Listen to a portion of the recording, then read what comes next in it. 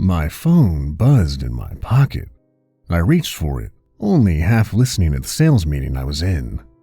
My boss was rattling on, stressing about how we needed to push numbers, increase our revenue, the usual slog. The other 8 salesmen around the table looked as bored as I did, staring with half-lidded eyes, mouths slightly ajar. We heard the same pitch every year, and honestly, we were tired of it. If someone was dead set against buying, there was literally nothing we could do about it. I loosened my tie and checked my phone under the table. The number was blocked. My heart skipped a beat. Could this be? It was a text. It read, "Congratulations, you've been accepted." I wanted to jump up and pump my fist into the air, excitement rising in my chest like lava from a volcano. I couldn't believe it. After all this time, I had finally done it. After all my hard work and dedication, all those times I went the extra mile and thought no one noticed. It felt good to know it was all worth something. It felt great. The possibilities this would open up, the life it could lead to. It was everything I'd ever wanted. I shot a glance at my boss at the head of the room, still rambling and pointing to a pie chart on the projector, and quickly sent a message back. When do I start? I placed the phone on my leg, drumming the tabletop as I waited for an answer. I forced myself to breathe. I felt like I could burst for joy. I was tempted to give my coworkers the finger and walk out of the meeting, but I resisted. I could stay professional about this. I wanted to call my wife and tell her the good news. She would be so proud of me. And the kids? Wait until they heard what a hotshot their old man was about to become. I was so proud of myself. I was setting such a good example for my family. I was really doing this, and to think they picked me? I couldn't help but smile thinking about it.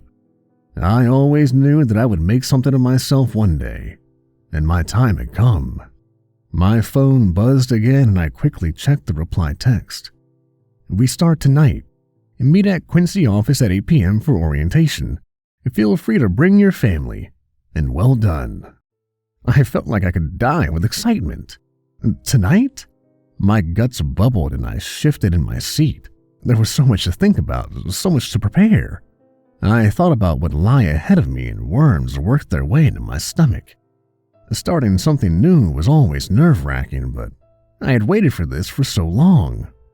I pulled up my wife's number and sent her a quick text, not able to help myself. They chose me. Orientation is at 8 tonight. You and the kids can come. So excited. The finality of it hit me then. Something about sharing the news with my wife made it real. This was really happening.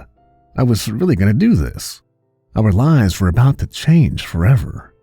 I was about to lead my family into the next tier of class. And people would respect us, look up to us even, and say, "Wow, good for you. You really stuck with it, and it paid off." I stood up suddenly, pocketing my phone. My boss and fellow salesmen looked up at me, eyebrows cocked. I looked around at their washed-out faces, almost feeling sympathy. How many of these poor sats would die at this job? How many of them had already settled into the monotony of what their lives had become? That's what separated myself from them. I strove to do great things. I pushed myself and walked that extra mile. I had passions, fire in my chest. "Do you want to say something, Thomas?" I blinked at my boss, staring down the long table at his expectant face. I almost started laughing. I couldn't help it. Suddenly, this job seemed hilarious. Suddenly, being in this room and listening to my boss give me a pep talk was comical. This guy really thought what he was saying was important? Ha! As if, right? The urgency of which he stressed bumping our numbers, the way he shook his finger at us, why, it was a real gut-buster. "Thomas," he called to me, a finger hovering over the all-important pie chart. I looked around at everyone, a small smile planted on my lips. I snorted, shaking my head. I think I'm done here, guys. It's been a real pleasure, but I started laughing, not able to hold it in any longer. But I got better things lined up. Take care now, you hear? And with that, I marched myself out the door, followed by shocked stares. When I got home, my wife met me at the door with a big hug and a sparkling smile. She told me she had left work as soon as she got my message. She was beaming, ushering me inside and taking my coat, compliments bubbling from her lips. She told me she was just so proud of me and all the hard work I had put into this. She told me I was special, that she had always known I was. And finally, other people had noticed. I asked her where the kids were, smiling myself, the excitement and rush still fueling my emotions. She told me they were at school, but she had called the principal and notified her that she needed to pull them early. They'd be excited too. I just knew they would. I asked her when she was going to pick them up, and she said noon. What should I wear tonight? Are we going to be there for the whole orientation? Will they let us stay? She asked, running into the bedroom and pulling out dresses from the closet. I shrugged, grinning like an idiot.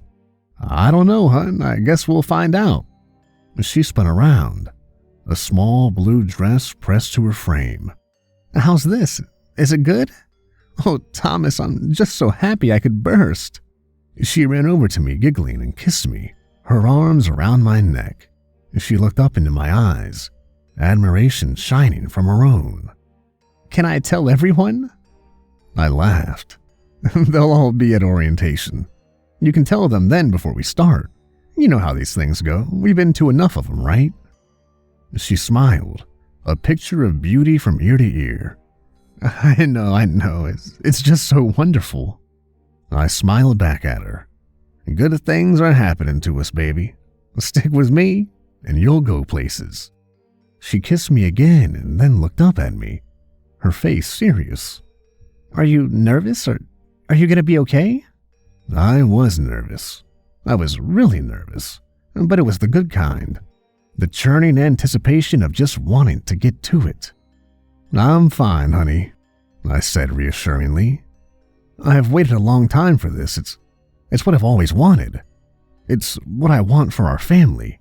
I want our kids to look back and say, my dad really made something of himself. I want a better life for you, for us. I hugged her tight and kissed the top of her head. It's gonna be a good night. We picked up the kids together, my two boys from their middle school. They climbed into the back seat, positively beaming that they had gotten a half day.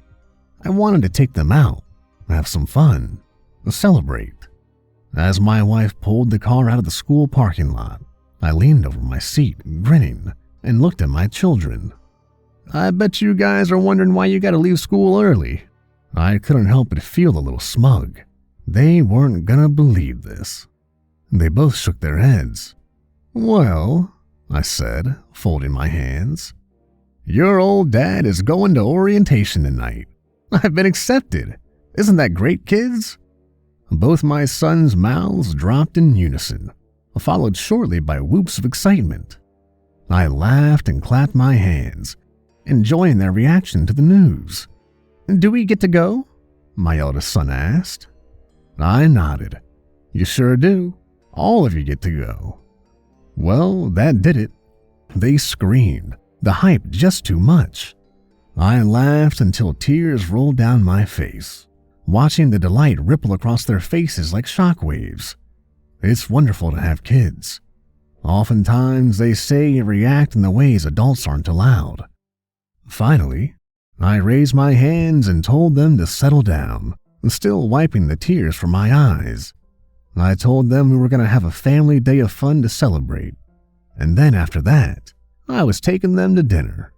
More eruptions of joy followed, along with a few, "This is the best day ever's," and I chuckled again, asking them what they would like to do first. After some discussion and negotiation among my family, we decided that we were going to go to the movies. After that, It was off to our favorite burger joint for dinner and milkshakes. In truth, I was grateful to fill my day with activities.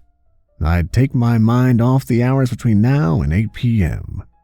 I felt like if I didn't do something to pass the time, I'd explode with anticipation. I just wanted it to be time already and start this amazing new phase of my life. I wanted to get to that moment where I could look at my family and say, "Guys, I did it." We spent the afternoon in the movie theater, slurping down overpriced soda and munching on stale popcorn. It was awesome. During the movie, I would catch my wife looking at me, her face lit by the large screen. I'd look back at her and wink, both of us sharing a loving smile. I could tell just how much this meant to her, how much she appreciated me in that moment. After the movie, I wiped butter from my kids' fingers and ushered them back to the car. Despite having just consumed a barrel of popcorn, my sons moaned that they were starving. Having not eaten but a few kernels myself, I was glad to hear it. I checked my watch and saw that we had 2 hours before we had to be at the Quincy office. We drove across town, our ride filled with commentary about the movie we had just seen. My sons loved it. My wife, not so much. I argued with my oldest about some of the plot points, goading him a little bit just because I was in such a good mood. My wife shook her head, smiling to herself and enjoying the positive energy that sparked around us. 30 minutes later, I pulled into the restaurant and parked, already shouting out what they wanted to eat. The boys bounded from the car. I opened my door and got out, telling them to settle down, that the burgers weren't going anywhere. As I watched my wife follow our kids, it hit me like a shotgun blast. "You're going to the goat room tonight." I bent over, suddenly in need of air, and sucked in the evening sky. I blinked a few times, clearing my head, the realization crippling my mind. I pulled in another couple breaths and chuckled. The gravity of the night before me was astounding. At that moment, I felt like the luckiest guy in the world. I looked up and saw my wife calling me, asking if I was okay. I straightened and gave her a thumbs up and a big smile. I walked to them at the front of the restaurant and taking in my surroundings, letting the setting sun cast its warm rays across my face. What a time to be alive. We got a booth and ordered our food. I got my usual buffalo burger and watched the day fade into night through the windows. We chomped through the patties, my kids devouring theirs with alarming speed, and I ordered us all a round of milkshakes, as promised. I didn't think they needed any more sugar buzzing through their system, but what the heck? We were celebrating, weren't we? As I watched my youngest slurp down the last of his frothy treat, I wiped his face with a napkin and checked my watch. My eyes met my wife's and I nodded to her. "You ready?" I paid the bill and herded my family back to the car. From the restaurant, it was only a 10-minute drive to the Quincy office. As the night blurred past the windows, I felt myself grow quiet. My wife seemed to notice and did her best to shush the kids. She knew I needed some serenity, the weight of the evening approaching fast. She squeezed my arm and offered me a smile. I returned it and focused on the road. I was grateful for her support, grateful for my wonderful family. "You doing okay?" I nodded. "Better than ever. This is just a big step for us, you know? It's a lot to take in." She squeezed my arm again. "You know how proud the kids and I are of you, right?" I glanced in the mirror at my sons, now with their phones out, and peace came over me. One of the biggest fears of a father is to fail his family. I knew I'd never have to worry about that again. I had done it. I had taken the final step to ensure a good life for them, a comfortable life. Knowing that, I gripped the steering wheel a little harder and grinned. We pulled into the Quincy office, its many floors towering above the parking lot. I found us a spot and noticed a few familiar faces already entering the building. The kids took notice as well and began to unbuckle and call out to their friends. I let them go, turning the car off and smiling as they raced to their buddies. The cool night air tickled my skin and I felt a kind of euphoric awe settle over me as I got out of the car. I walked around to my wife, taking her hand in mine. As we walked inside, we waved to the Parkers and the Kleins, both of whom had just arrived. The interior of the building was air-conditioned and I nodded my hello to the security guard at the front desk. My wife signed us in. She always insisted on being the one to do that, and we went to the elevator. There was already a small crowd gathered around them, all waiting to ascend. I spotted my kids excitedly talking to their friends, and I guessed they were already spilling the news. And Troy saw me and made his way over to us. He shook my hand and exclaimed, "Thomas, I heard your kids talking. I heard you got the promotion. Is it true?" My wife answered before I could, admiration lacing her words. "It sure is, Troy. I always knew he'd get it one day. He's such a dedicated man. How could he not get it?" I blushed as Troy slapped me on the back and congratulated me. He called his own family over and told them the news, earning me another round of thumbs up and courteous congrats. At that point, the news was spreading around the lobby, and I was suddenly assaulted by a barrage of handshakes and hugs from all of our friends and acquaintances. They all wished me luck, and I detected notes of jealousy from more than one of them. Finally, we piled into the elevators and pushed the button to take us to the top. The whole way up, I got slaps on the back and smiles, an endless stream of affirmation. It was a good feeling, a great feeling. I looked at my kids and saw their eyes glowing with respect for their old dad. I reached out and ruffled their hair. A ding announced our arrival at the top and we poured out, the doors closing behind us to collect the next batch in the lobby. My shoes clicked on the marble floors and I saw Kent and Bradley, both rocking beautiful gray suits I might add, already waiting for everyone. They held up their hands, smiling and quieting everybody. White light illuminated the hallway, casting a glare off the floor that almost stung my eyes. I blinked and focused on what Kent was saying. "All right, everyone, settle down," he announced with a grin. "I know it's a big night tonight, but we've all done this before. You know the drill. Follow Bradley to the conference room, and we'll get started in just a little bit." He turned to me. "Except for you, Thomas. You come with me and I'll start prepping you for orientation. When you feel like you're ready, we'll join the others in the conference room."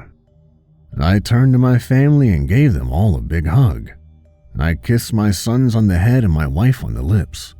She beamed up at me and gave me one quick nod. Go get 'em. The tide of people flowed down the hall, led by Bradley, toward the conference room. I went the opposite way, led by Kent, who brought me to his office. A beautiful polished oak desk dominated the room, the walls lined with oil paintings nailed to dark wood. It was quite the contrast to the modern marble design of the hallway, and as the door shut behind me, I felt like I was in a different building. Kent waved for me to take a seat on the plump leather chair opposite the desk. With a contented sigh, he plopped himself down in front of his computer and leaned back, folding his hands on his chest.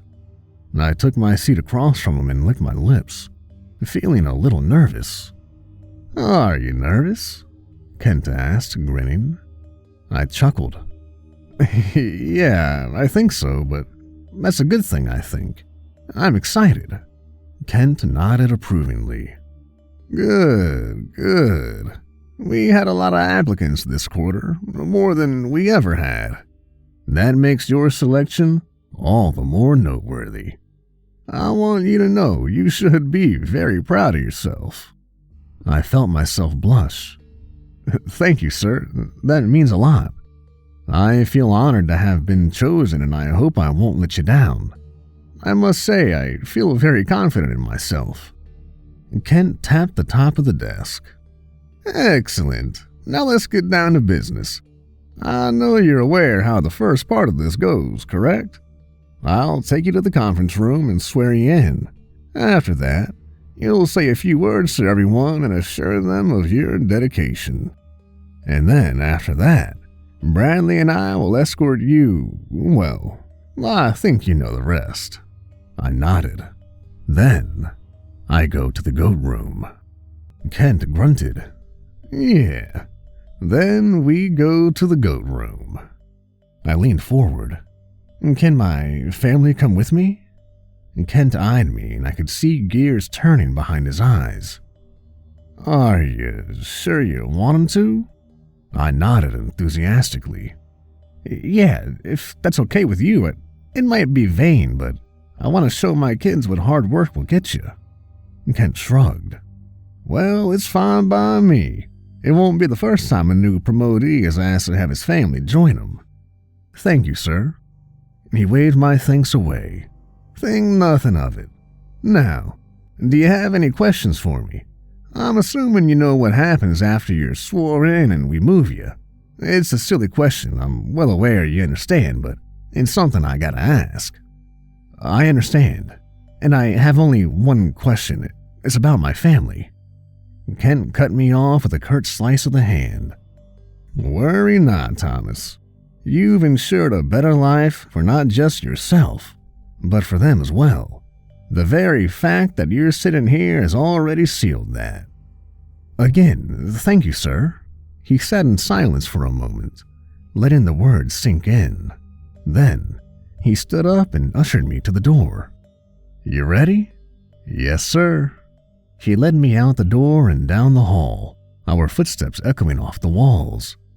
I realized my palms were sweating and I wiped them on my pants. Everything I had worked so hard for was finally coming to fruition. We entered a large room that was dimly lit. I looked to my left and saw the familiar stadium seating filled with shadowed faces, all excitedly watching me. Kent led me to a small table under a spotlight. As soon as we crossed the threshold of light, uproarious applause shook the room. I couldn't help but smile, staring out at the familiar faces. I felt like I was in a college classroom, about to give some freshmen a lecture that would change their lives. Bradley was waiting for us by the table, clapping along with the rest of them. I squinted and saw my wife and kids in the front row, beaming from ear to ear. I gave them a little wave and centered myself behind the table with Kent and Bradley standing at either shoulder. They let the applause continue for a few moments before Kent raised his hands, quieting them. He walked around to the front of the table and began to speak. "Good evening, everyone, and thank you for coming. Tonight marks the 32nd promotion. Tonight, we honor our devoted friend Thomas. Let's all give him a hearty congratulations for all his hard work and contributions." More applause spilled from the crowd, and I began to feel like a celebrity. The room eventually settled, and Kent turned to me, and picking up a small black book from the table. He motioned for me to put my hands on it. I knew the drill. I had watched the 31 others before me go through the same ritual. I couldn't believe I was standing up here, no longer just an observer. I placed my hand on the book, already knowing the words that came next. "Do you, Thomas James Martin, swear to uphold your position to the best of your abilities?" Kent asked loudly, his voice echoing into the now silent room. "I do." "Do you swear to give your life, if need be, in order to further our cause?" "I do." "Do you swear upon your faith and family that you will proceed with the purest intentions?" "I do." Kent then nodded, giving me a hidden wink, and passed the book over to Bradley, who took it and motioned for me to place my hand on the cover again. "Lastly, do you swear your loyalty and motivations are in accordance with our guidelines and that you will see this through until you have completed your task?" I do. He cleared his throat. Thomas James Martin, I hereby congratulate you on your promotion. Thank you for all you have done thus far, and pray for your continued dedication through all you endure. Thank you, sir, I responded. Bradley glanced at Kent and they both nodded. The book was lowered and I was deafened by cheers and whistles. I smiled so hard I thought I'd rip my face in half. I winked at my wife and waved a hand to the crowd. Bradley and Kent both shook my hand and offered more congratulations.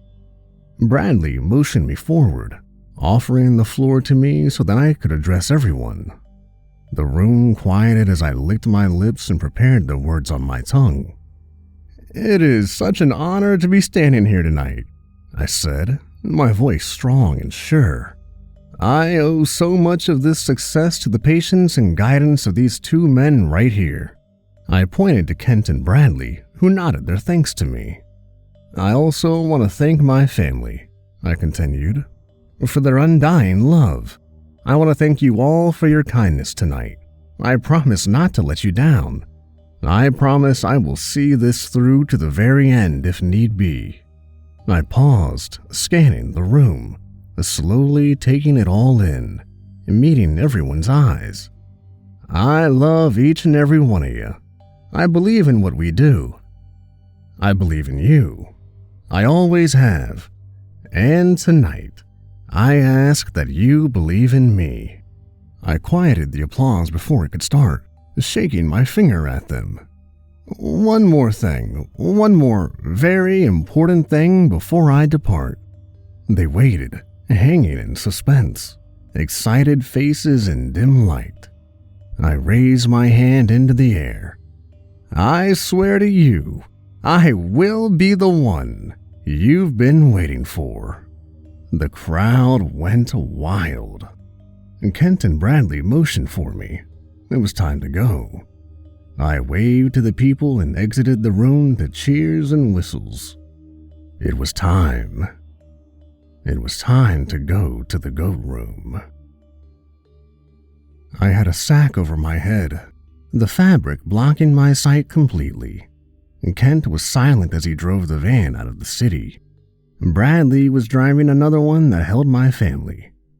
I remained quiet, unsure if it was appropriate to speak. I felt the road vibrating through the floor as we trekked through the night. This was it. No going back now. I swallowed and felt my heart skip a few beats. I don't know how long we drove. This was part of the promotion ceremony that I had never been allowed to see.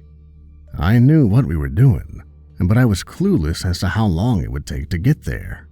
I wiped my hands over my knees, scrubbing more sweat from them. I summoned the faces of my family. They probably had to be blinded as well. I smiled inwardly, imagining my kids with black bags over their heads. They were probably complaining and giving Bradley a hard time. Time stretched and the darkness inside the hood became my world. Thoughts about the coming hours filled the black. I was confident in myself. I had always been a strong person, and tonight I was going to prove that. I reflected on all the smiling faces and applause I had ever received. They were counting on me. I wasn't going to let them down. Finally, after what felt like a few hours, I felt the van jerk to a halt and my ears picked up the spray of gravel under the tires. "We're here," Kent announced, breaking the long silence. "Give Bradley a moment. He's going to bring your family inside now." I sat in the darkness as the van idled. My stomach churned as nerves wormed their way through my intestines. I took a breath to steady myself. I was ready. "Let's go," Kent finally said, pulling the cloth from my eyes. I rubbed my face, letting my vision adjust. We were at the end of a gravel road in the middle of an open field. In the far distance, I saw wood swaying in the night. A large single-story building stood before us, its plain concrete walls bare of windows. Despite its sprawling size, I only saw one entrance. I glanced at Kent and saw he was looking hard at me. "You ready to do this?" I nodded. Of course. We exited the van, the small rocks crunching beneath my feet. A yellow moon hung fat in the sky like an infected boil on dark skin. I followed Kent up to the entrance, noticing a few more cars parked in front of the building, along with the van my family had come in. They were already inside, waiting for me. I wiped a hand across my face. Steady now. Kent pushed through the large black door, the entrance lit by hanging fluorescent lights. I didn't see anyone, the interior as bare as the concrete walls that lined it. The air was musky, some long-forgotten odor rising from the ground. I wrinkled my nose and followed Kent down a long hall, our feet echoing across the bare concrete floors. The ceiling was high over our heads, lights hanging from it like dead bodies, motionless in the still air. Where is everyone?" I asked. "Waiting for you," Kent answered without turning. We went down another long hallway and were stopped by two large double doors. They pulsed with red light and I could hear sound from the other side. Candles illuminated the space, stuck into the walls like knives, hot wax running down the cement. Kent turned to me. "Here we go. You ready?" I nodded, pushing down my nerves. Kent pushed the doors open and heat wafted across my face. The room before me was huge, circular in shape, its walls curving like a swollen stomach. A bright red light lit the space, shadowing everything beneath it in an eerie glow. Seated along the far wall was the Word, his tall figure hidden by flowing red cloth that draped over his head and ran down to the pool on the floor. He didn't move under his garment, giving him a strange, statue-like appearance. Seeing him sit upon his bone-white throne, I wondered what he looked like, the fabric revealing nothing but a gentle pull around the mouth when he breathed.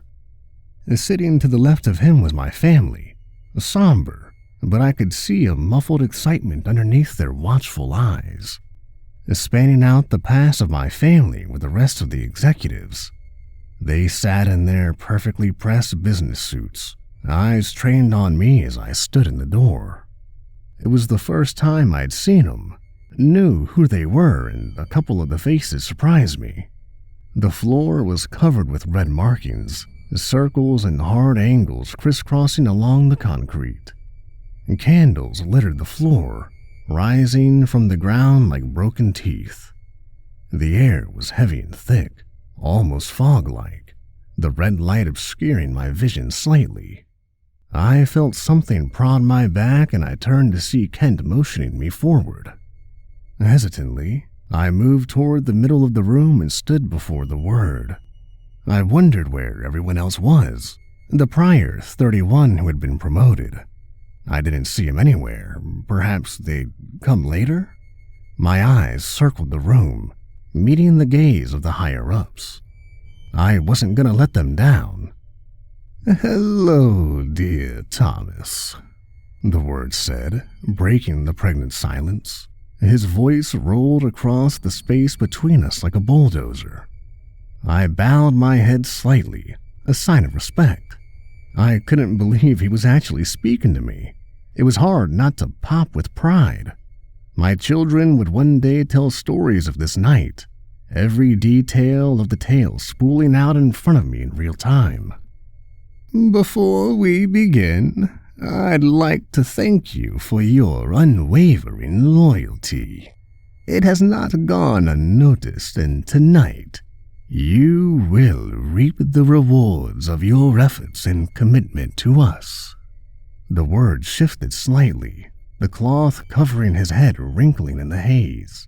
The lack of any eye holes gave his appearance an almost eerie look, as if under that robe, something inhuman dwelt. "Thank you, sir," I said, hoping it was okay to speak. He dipped his head. I'm happy to see your family here. They should witness what their father and husband is about to do. They should be very proud of you, as am I. Now, are you ready to begin? Are you prepared in both mind and body? Yes, I am, I said, stealing my voice. He spread his arms, the red cloth swallowing his limbs. Let us begin, then. A door opened to the right of me, one I hadn't noticed, and two huge men stepped into the room. They were stripped down to their waist, their faces covered with hoods, one white and the other black. Bulging muscles coiled across their shoulders as they carried in a large chest decorated with flakes of black and gold. They came and stood beside me, gently lowering the chest. When it was set, they turned to the word and waited for a signal. My legs felt weak and I forced my knees to stop clacking together. This is what I had been waiting for. This is what it all came down to. I had talked the talk, and now I had to walk the walk. The word stood, the red gown rippling across his body like dripping gore, and spread his arms again. Thomas, you were born a man and now must be reformed into the image of our Lord. Kneel and be baptized with the blood of our God, so that your blood may be one with his. The men with hoods pushed me to my knees and I felt sweat beat along my forehead. It was suddenly excruciatingly hot in the room, the red light warming the air like fire. The ground was hard under my knees, my joints popping as I took my place, head raised and ready. The man with the white hood opened the chest and took something out. He came and stood behind me, cradling my head with his bicep as he placed something in my mouth. I took the funnel into my throat, holding it steady with my teeth. He reached back into the chest and pulled out a clear jug that sloshed with fresh goat blood. I gripped the funnel harder with my teeth. The jug he held had to be at least 2 liters and it was filled to the brim. The man in the white hood took his place behind me and wrapped a meaty arm around my neck, holding me still. My heart danced in my chest like a wild drum. The sweat trickled down my spine in anticipation. I could feel my kids watching me. The hooded man took the top off with his teeth and tipped the mouth of the jug into the funnel. Blood sloshed into my mouth, taking me by surprise. It was warmer than I'd imagined. I closed my eyes as it streamed across my tongue, flowed down my throat, and filled my stomach. It tasted like burnt metal, the thick liquid coating my insides. More. I began to sputter, opening my eyes and realizing I still had over half the jug to drink. My stomach felt distended, a bloated bubble of sick nausea. I began to cramp and I had to fight my gag reflex as I ingested the blood, feeling it mix in my gut with bitter acid. The man tightened his grip around my neck as he felt my body tense. I fought to keep the fluid down. I felt like I was drowning. I forced my eyes shut again, my stomach howling as it continued to fill. I hiccuped and burped, spraying red out of the side of my mouth. It felt like the blood was rising back up in my throat, trying to escape. Please don't throw up. But suddenly, my abdomen hitched and I felt the contents of my stomach hurtle up my throat toward my mouth. The man holding me felt it too, because he tightened his grip, locking my mouth shut around the funnel. He shoved the finger to block the hole just as blood and a half-digested buffalo burger rocketed into my mouth. With no exit, the bile and mixed blood exploded out of my nostrils like gory fireworks. I choked and struggled to breathe, my nose burning with stomach acid. I squeezed my watering eyes shut and forced myself to swallow the vomit back down. My body screamed in protest and I let out another gooey burp, traces of stomach bile leaking from the corners of my mouth. And then, the funnel was removed and I fell forward onto my hands, gasping for air. I took a few steady breaths, testing my body and wiping my mouth with the back of my hand. Tears leaked down my face from the revolt my body had put up. Well, I thought, the easy part is over. I crawled back to my knees, still sucking in the hot air, feeling my stomach gurgle. The Word was sitting again, his figure motionless. Kent and Bradley were standing on his right, watching me with intensity. I looked toward my family and my wife offered me a secret smile. My youngest gave me a thumbs up, a grin plastered across his little face. The blood of the goat is now your own, the Word boomed from his throne. For change starts on the inside, and from the inside, one can change anything he desires. He motioned to the man in the black hood. Thomas, you have ingested his blood, filling your mind and heart with his warmth. Now, reflect on these miracles as you transform into his image. I gritted my teeth as the man in the white hood held me still again. Black Hood reached into the chest and I shut my eyes, preparing for the miracle. I felt my lips tremble and I bit down on them. I needed to be strong. My family was watching. Black Hood grabbed my right arm and began sawing it off at the elbow. I screamed, eyes bulging as pain exploded like thunder. My arm convulsed as the muscles were severed from bone, the hacksaw chewing through my skin and splaying blood across my face. The corners of my vision blackened as the saw screeched across bone, sending lightning bolts of pain charging across my body. And then it was over. The agony unbearable. White Hood didn't release his grip. I watched through bloodshot eyes as Black Hood set the bloody hacksaw down and pulled a blowtorch from the chest. A blue tongue of flame poked from the spout as he brought it to my squirting stump and began to cauterize the open skin. I screamed even louder, the pain beyond anything I thought possible. Seconds later, I blacked out. When I came to, head pounding and vision blurry, Black Hood was cutting off my other arm. After he sliced the last strip of skin from my new stump, my mind went dark again. The world swam, red color and hot air. I was on my back, White Hood staring down at me. He gently slapped me, rousing me from the nightmare. I blinked at him and tried to speak, but the words died in my throat. White Hood looked up and told Black Hood to keep going, that I was okay. I wanted to see my wife's face. I wanted her to tell me the pain would end soon. I knew it was going to be bad, but this was excruciating, far worse than I ever imagined.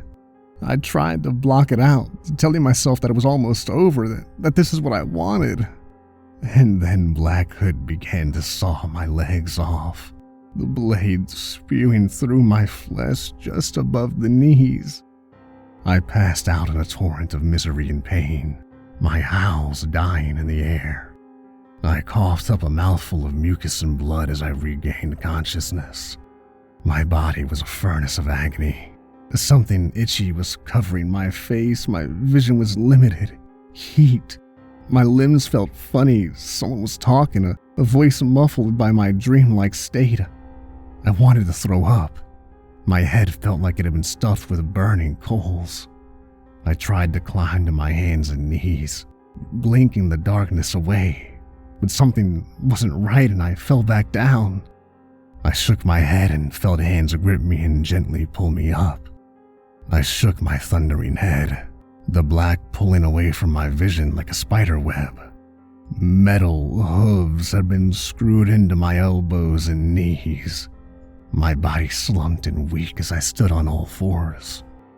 The transformation was complete. I had done it. The itchy mask covering my face must be the skin of a goat, my eyes now seeing out of the empty eye sockets. I felt my head was bare and guessed they had already shaved it and implanted the horns in my skull with a hot knife. I steadied myself on my new limbs, my hooves clacking against the cement floor. My body shook with effort, my muscles weak and exhausted. I ground my teeth and forced myself to stay upright. I could feel the goat horns digging into my skull. The skin pulled over my face smelled like rot and scraped against my cheeks like sandpaper. The words stood, and I suddenly noticed there were more people in the room than before. Well, people was a stretch. To the right of the word were the 31 who had come before me. The 31 who had gone through what I had and failed. They shuffled where they were, heads held low to the ground, a herd of unworthy goats. Their hooves shot echoes across the walls, an array of once human beings just like I had been. Men, women, all with goat faces pulled over their own, horns jutting from their bare heads, downcast with shame. Leashes were tied to collars around their throats, the ends of which were held by Kent and Bradley. The word leaned forward on his throne, assessing the state I was in. White Hood and Black Hood were planted on either side of me, arms crossed. I stared straight ahead, doing my best to stay upright. "Well done, Thomas," the word finally said. A smattering of claps rounded the room, the execs in suits nodding their approval. My wife had tears running down her cheeks and a smile that shone like the sun. My kids were slapping their palms together in awe at my resolution. The word waited for the room to silence. When it calmed, his voice became deadly somber. "The rest is up to you now. You know the words." I nodded, feeling the weight of my new horns pressing my chin to the floor. I worked my jaw so that I could properly see out of the eye holes of the goat skin. Almost there, I thought. I've almost done it. The word leaned back on his throne, scanning the room with unseeing eyes. "This is it, my friends. Not a word will be spoken during this time. Thomas needs complete silence and total focus. I think we can afford him that, yes?" He turned his covered head to me. "When you're ready." The two hoods backed away against the far wall and the red light above us dimmed. I noticed now that the scarlet symbols beneath my hooves were glowing. Candles lined the edges to form a circle. I took my place at the center of the pentagram. I closed my eyes, concentrating. I pushed all thoughts from my brain, emptying my head. I focused on breathing, on the heat that swirled around me. I saw the red light filtering through my eyelids and let it dance behind my eyes. Sweat and blood dripped off my new face and fell to the floor. My limbs screamed in their new form, but I silenced the tormented flesh. I drew in a long breath and then spoke, my voice strong and determined. "Dear Father, Lord God of the Goat, I come before you not as Thomas, but as one of your flock. I have cast aside my worldly form. I long to be one with you. I have consumed the holy blood. I have whittled my body to mirror your holy image. I am yours, my life, my love, my future, my suffering. I beg you to return to the earth and lead us into glorious paradise. We stand ready, humbled, and in awe of you. I have displayed my undying devotion to you and my desire to follow in your footsteps. I pray of you, please, return to us now and lead us into your kingdom."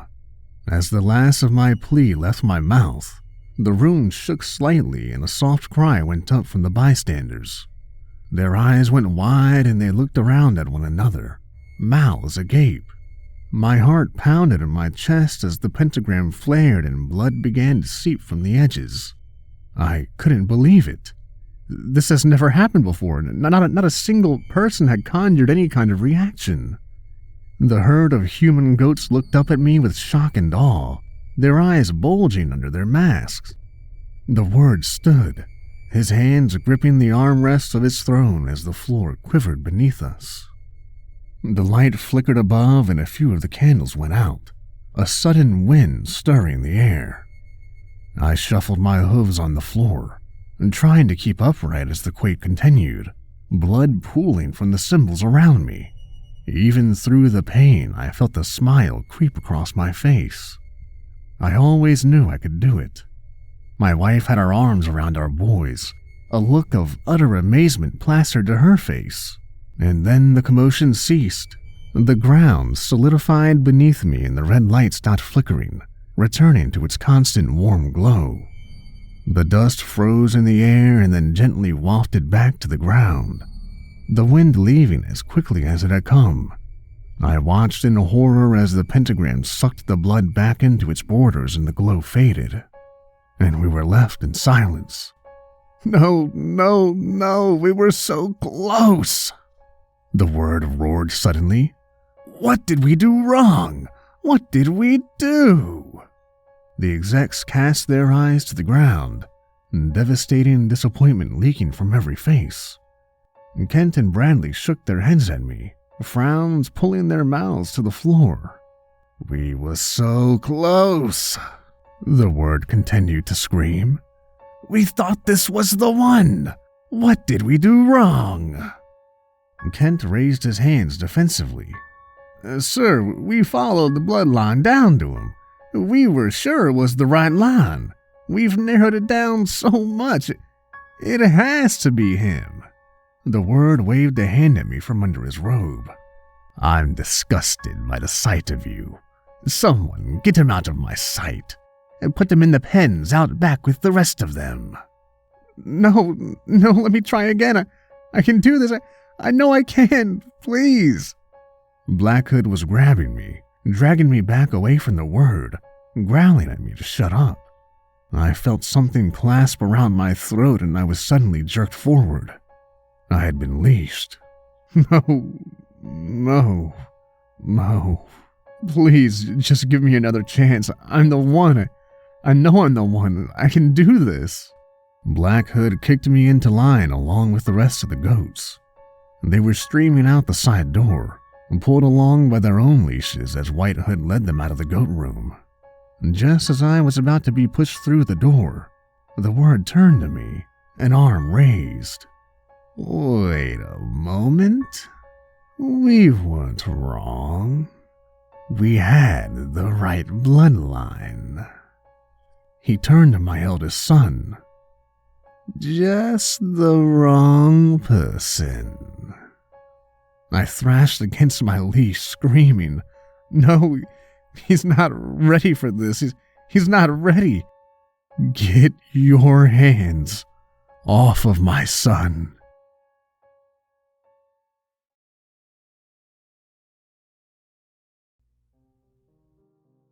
I pulled into the bar parking lot and stopped the car. I sat there for a moment, letting the engine idle as I thought about what I was doing. I knew my wife and kids were at home waiting for me, but I just couldn't bear to face them right now. The thought of spending another evening with them while avoiding the elephant in the room made me physically sick. I closed my eyes and cursed myself. Everything was going to shit. My wife was pregnant with our 4th child and I simply wasn't making enough money to support us. Over the past 6 months, our quality of life had slowly declined, and it was becoming harder and harder to explain to my kids what was happening. My wife and I loved each other, but the financial difficulties sprouted endless arguments that could last late into the night. In truth, I was getting scared. I didn't know what was going to happen to us. I didn't know how to pull my family out of this terrifying nosedive. I couldn't stop thinking about it, and couldn't stop thinking about that day when we'd be kicked out of our home. I started having trouble sleeping and my mood worsened. I would find myself snapping at the kids over little things. One night, just a few weeks ago, I had smashed a coffee mug in a rage. I'll never forget the looks on my kids' faces, and I hate myself for that. So instead of taking out my fear and frustrations on my family, I started to drink after work. At first, it was just a beer or two, something to take the edge off. But after a month, I began to stay later and later, drinking more and more. It was time I needed to think. It was a few moments of peace before finally going home and shamefully explaining to my family why we were eating beans and rice for the third time that week. My wife hated my habit, and I didn't blame her. She never argued with me about it, but when I came home reeking of beer and whiskey, she'd get a look in her eye. That look said everything. You're not the man I married. I never really was a drinking man before I fell on hard times. Even in college, I never drank much. Certainly never to the point of being seriously drunk. I just didn't see the point. I hated feeling inebriated and usually only sipped on beer at parties so I'd fit in. But now that my life was crumbling before my eyes, I found comfort in it. It was a space I could enter and push my thoughts to the side of my tired mind. It was a momentary breath of air in a smoke-choked sky. And tonight, I needed a drink. Before leaving work, my boss told me they were conducting layoffs in the coming weeks. He didn't go into detail, but as I sat in my car, I realized he was unofficially informing me that I would soon be jobless. I felt sick. What the hell was I going to do? How was I going to provide for my family? Growing up, I never expected this. It wasn't what we were told. Poverty was something other people suffer through, not me. The thought of my kids made me terribly depressed. They depended on me. They looked up to me. How was I supposed to tell them that their father was a failure? How was I supposed to tell them that we were going to have to move because Daddy couldn't pay the bills? I pulled my car door open and forced my mind to settle. I licked my lips. I needed a few tonight. I almost ran into the bar. Music droned somewhere above me as my eyes roamed around the room. Neon beer signs lined the walls and their colors trailed in the air as I sipped my sixth rum and coke. My head was floating above my shoulders and the conversation around me slurred and streaked like wet paint. I licked my lips and they bloated on my face. I blinked lazily and realized I was breathing heavily. I shifted on my bar stool and almost fell off. My mind exploded with dizziness and my stomach churned uncomfortably. How many beers had I had before starting the endless rum and cokes? I couldn't remember. The bar was surprisingly full, but I couldn't focus on individual faces. They piled around me, trying to get in drink orders, and I felt like a rock sticking out in the middle of a moving stream. I raised my glass to my lips and drained the last of its contents. "Hey, Jack, you should go home, buddy," the bartender said, leaning in toward me out of the pool of mixing colors. "Maybe one more and then I'll head out," I mumbled, raising my head to meet his gaze. His face swam before me and I closed one eye to stop it from moving. "I think you're done, buddy. Come on, go home to your family." I could feel darkness swirling around the edge of my vision. I snorted and the bartender shook his head. "Want me to call you a cab, Jack?" For some reason, I found this incredibly offensive and I shook my head violently. "Ah, piss off, I'll be fine." My head felt like a bloated boulder. I dug into my pocket and pulled out a wad of crumbled cash. I threw it on the bar and stumbled toward the door. I felt like I was walking through a movie scene I wasn't supposed to be in. And people turned to stare at me and I heard mutterings and snickers directed at my intoxicated state. I was too drunk to register shame and I shoved some punk kid aside and pushed myself out the front door. The world rocked beneath my feet and I felt a sudden urge to vomit. I exhaled slowly and dragged my feet toward my car. I was in no state to drive. I grit my teeth and checked my watch. It was after 10. Shit. I banged into my car, still looking at my watch, and let out an angry grunt. I ran my hands over the door until I found the handle and pulled it open. I didn't dare look at my phone to see how many missed calls I had. I sighed as I climbed into the driver's seat. I needed to rest for a moment and settle my head. Then I'd drive home and apologize to my wife. I'd wait to tell her about the inevitable layoffs. But first, I needed to sleep. I closed my eyes and darkness rushed me. Hey there, Slick. I pulled my eyes open. Blinding sunlight immediately forced them shut again, and I rubbed my face, trying to clear my mind. To my surprise, I felt all right. In fact, I felt fantastic. I opened my eyes again, and cheery sunbeams warmed my face. I blinked. I was sitting in a sprawling green meadow. Birds chirped overhead and green grass rustled beneath me, a pleasant breeze chuckling through the air. I was sitting against a tree in a circular clearing with swaying forest that wrapped around a sparkling pond. Lily pads spotted the crystal surface like green paint on an artist's palette. It was breathtaking. For the first time in months, I felt peace settle in around me. The blue sky overhead was cloudless, and I closed my eyes as I raised my face to absorb the gentle sunlight. Beautiful, ain't it? I snapped out of my trance and shot a look over to my left where the sudden voice had come from. There was a man sitting against a tree, not 5 feet from where I sat. He was in his mid-40s and wearing a tan suit. A silver watch glittered on his wrist and his sports jacket wrinkled against the bark. His green eyes sparkled underneath the brim of a blue baseball cap that was pulled low.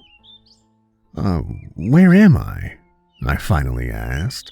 The last thing I remembered was passing out of my car, drunk off of my ass. The man smiled to reveal perfect teeth.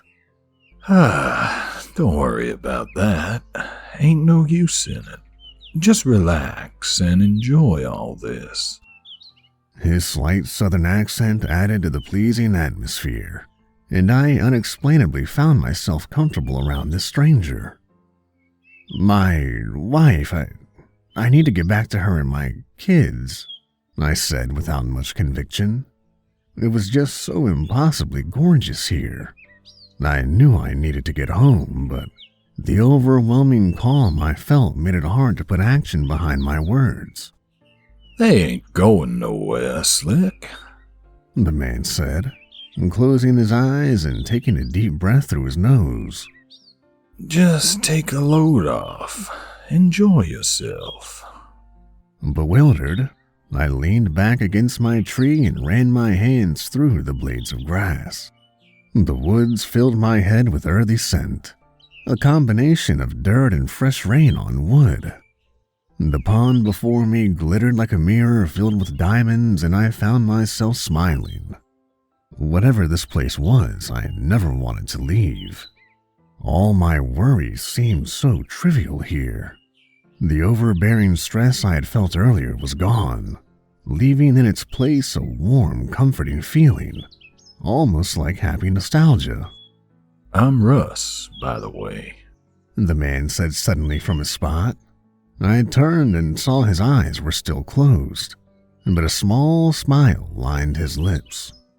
I'm Jack, I answered, watching a silver fish jump from the surface of the pond to snatch a bug. The man chuckled. Oh, I know who you are, Slick. I cocked my head at him. Who are you? What is this place? Russ adjusted the ball cap on his head before answering. I just told you, I'm Russ. And this, he spread his hands. This is just a little slice of peace, buddy. Ain't nothing more. Can I stay here? I asked after some time. Russ snorted, but there was no malice in it. Afraid not, partner. That wouldn't be good. This place isn't meant for that. Not anymore. I raised an eyebrow. Not anymore? Before he could answer, a noise echoed in the forest around us. It was distant and low, a single deep note that crawled up the sky and fell upon us. It sounded like the beat of a great drum. Russ pulled his cap up and sat a little straighter. What was that? I asked as the sound faded. Russ looked at me, his eyes uneasy. That's why you can't stay here for very long. Suddenly, the drum sounded again, and again, and again. A constant beat that filled the woods with a single ominous note. And for some reason, it filled me with creeping dread. Not good, Russ mumbled under his breath. What is it? I stressed, feeling uneasy. Russ stood up, brushing himself off. It's the Whistlin man. Oh, he's bad news, Slick. You don't want to be around if he shows up. I wasn't following anything he said, and it must have shown in my face because he raised his hands. Listen, you need to leave, he said, as the drum slowly began to grow louder. Why? What'll happen? Russ waved me off. Nothing good, Slick, I'll tell you that much. You can come back, but not when he's around. But where is here? I sputtered as Russ advanced on me. Before he could answer, the forest filled with a piercing cry, a sharp whistle that cut through the sky and echoed all around us. I slammed my hands over my ears as the deafening note danced across the sun rays and exploded across the meadow. As the wavering echo faded, another whistle followed, this time lower, a kind of haunting melody that chilled me instantly. The drum was growing louder, and I thought I felt the earth shiver slightly beneath my feet. Russ turned to me, his eyes wide. Get out of here! Go! He shoved me backwards, and I stumbled, tripping over my feet, and woke up gasping in my car. I immediately opened the door and vomited into the parking lot, a great gush of hot stomach bile and gurgling rum. Tears leaked from my bloodshot eyes as I sat up and wiped my mouth. My head was splitting and I was desperately thirsty. I looked at my watch and groaned. It was a little after midnight. I took a few seconds to collect myself, thinking back on what I had just experienced. What had just happened? I could still hear the echoing shrill note of that chilling whistle. Or did I? I ran my hands over my face, the consequences of my nighttime drinking churning my stomach again. How was I gonna explain this to my family? What would I tell my wife? She was gonna be furious. I suddenly wished I was back in the meadow. The serene peace it had offered upon arrival was intoxicating. No worries, no stress, no responsibilities. Just warm sun and beautiful, accepting nature. As I started my car, I made a mental decision. I would do anything to go back, and now I thought I knew how to get there. The next 2 days were a waking hell. As expected, and rightly so, my wife was pissed. She wasn't a woman who yelled or threw things. I almost wish she was. Instead, she turned to ice, barely acknowledging my existence until my due sentence was up, whenever that was. I tried to be extra active with the kids, even taking them out for ice cream, but that wasn't enough to get my dear wife to warm to me. It was the weekend and every minute seemed like a chore. On the outside, I was super dad, making sure to always wear a smile and engage my kids in conversation and playful fun. None of this thawed my wife out, and I felt the thirst return to me with a vengeance. I still hadn't told her about the inevitable layoffs, and judging by her mood, I wouldn't until her fury had passed. When Sunday night rolled around and she still wasn't talking to me, I decided that after work the following day, I'd return to the bar and get shit-faced again. I needed to see if I could go back to that meadow. I needed it in the worst kind of way, my sanctuary of peace. I knew it was the worst thing I could do, but the frustrations of the weekend pushed logic out of my frazzled mind. She didn't fully understand the stress and worry I was going through. She didn't know the weight I carried every day. It wasn't her fault, but I expected her to cut me some slack. As I slid into bed that night, my wife silently turning her back to me, I licked my lips and focused on tomorrow. The need was so great I almost got up and left right there and then. What little reason I still possessed forced my eyes closed instead, and I tried to summon the vision of the meadow. I could almost feel it, waiting for me right behind my eyes. If I focused hard enough, I thought I could smell the greenery swirling through the swaying forest. If I shut everything out, I thought I could hear the frogs croaking at the edge of the water. Was that Russ? I was sure I had just heard him speaking to me, his southern accent melting the air like warm butter over steamed corn. But it was all just out of reach. For whatever reason, I couldn't quite access that special place. I needed a catalyst. I needed a damn drink. And that's how I found myself slumped over the bar the following night. The day had seemed like an eternity, the clock indifferent to my desperation. On the way to work that morning, I'd almost stopped at the liquor store, but I'd managed to hold off. My boss didn't say anything to me, which I took as a good sign, and I diligently plowed through my day's duties. My wife still wasn't talking to me, barely looking my way as she prepared the kids for school. I tried to give her a hug goodbye, but she brushed me off, muttering that she had to finish packing lunches. This sparked an anger in me, and I wordlessly left the house, clamping my teeth shut so I wouldn't say anything stupid. I knew getting wasted tonight wasn't going to repair our teetering marriage, but I had been pushed to my limit. If she wasn't going to forgive me, then what was the point? Her morning coldness had cemented my resolve to go out tonight, and I barely felt any guilt. I justified it in my mind with little effort, and as I pulled into the bar parking lot, I felt a cool blanket of relief sweep over me. This was where I could let go a little. This was where I didn't have to think about my problems.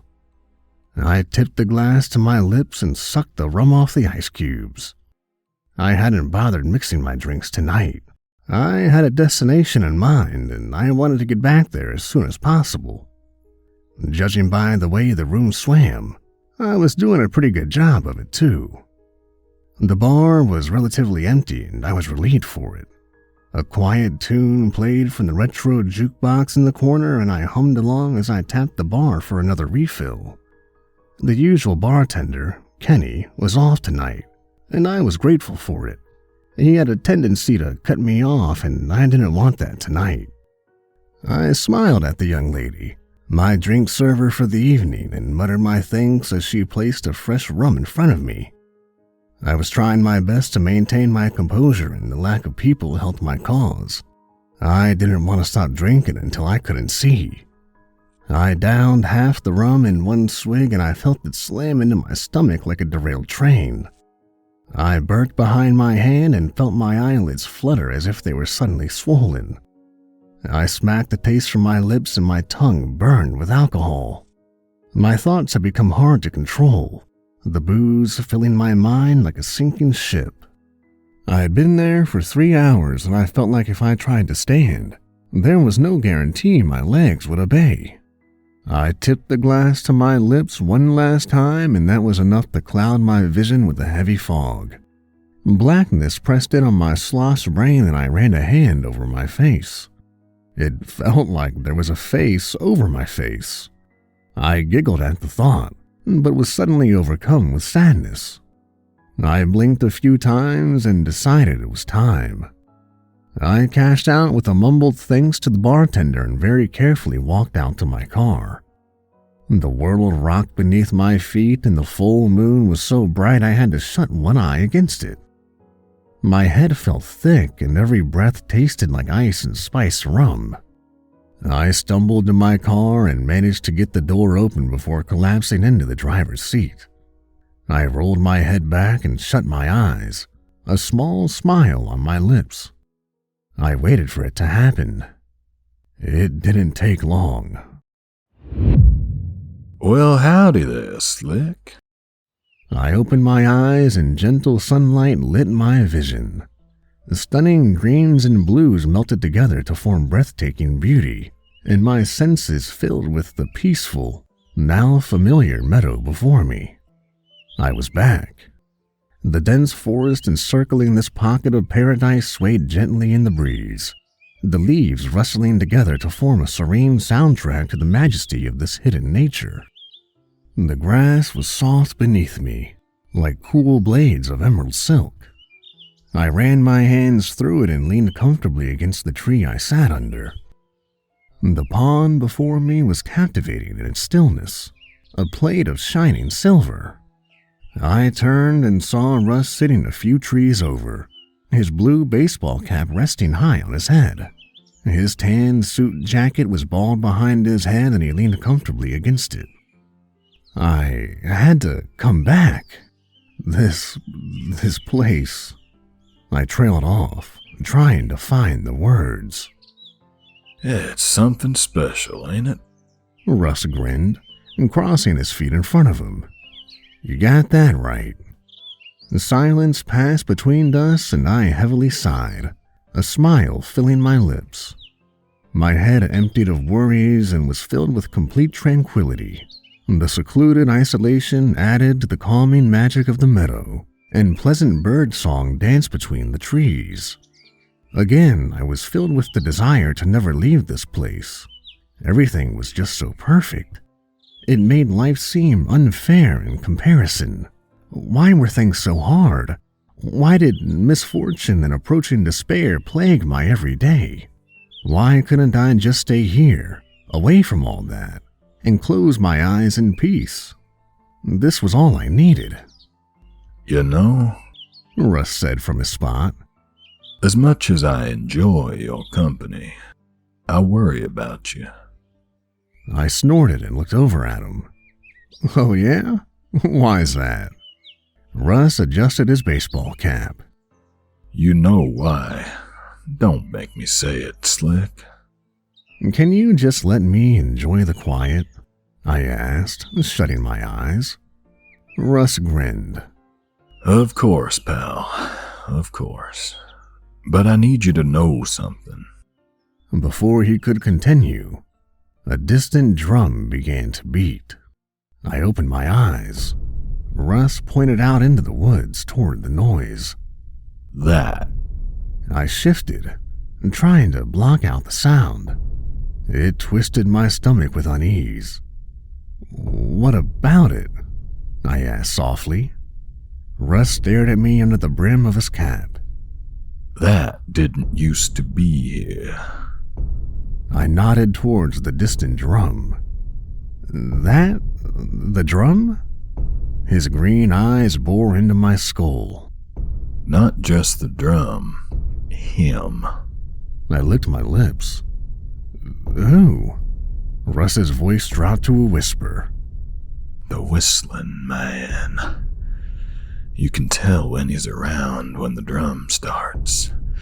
He's looking for you, Slick, and he ain't ever gonna stop.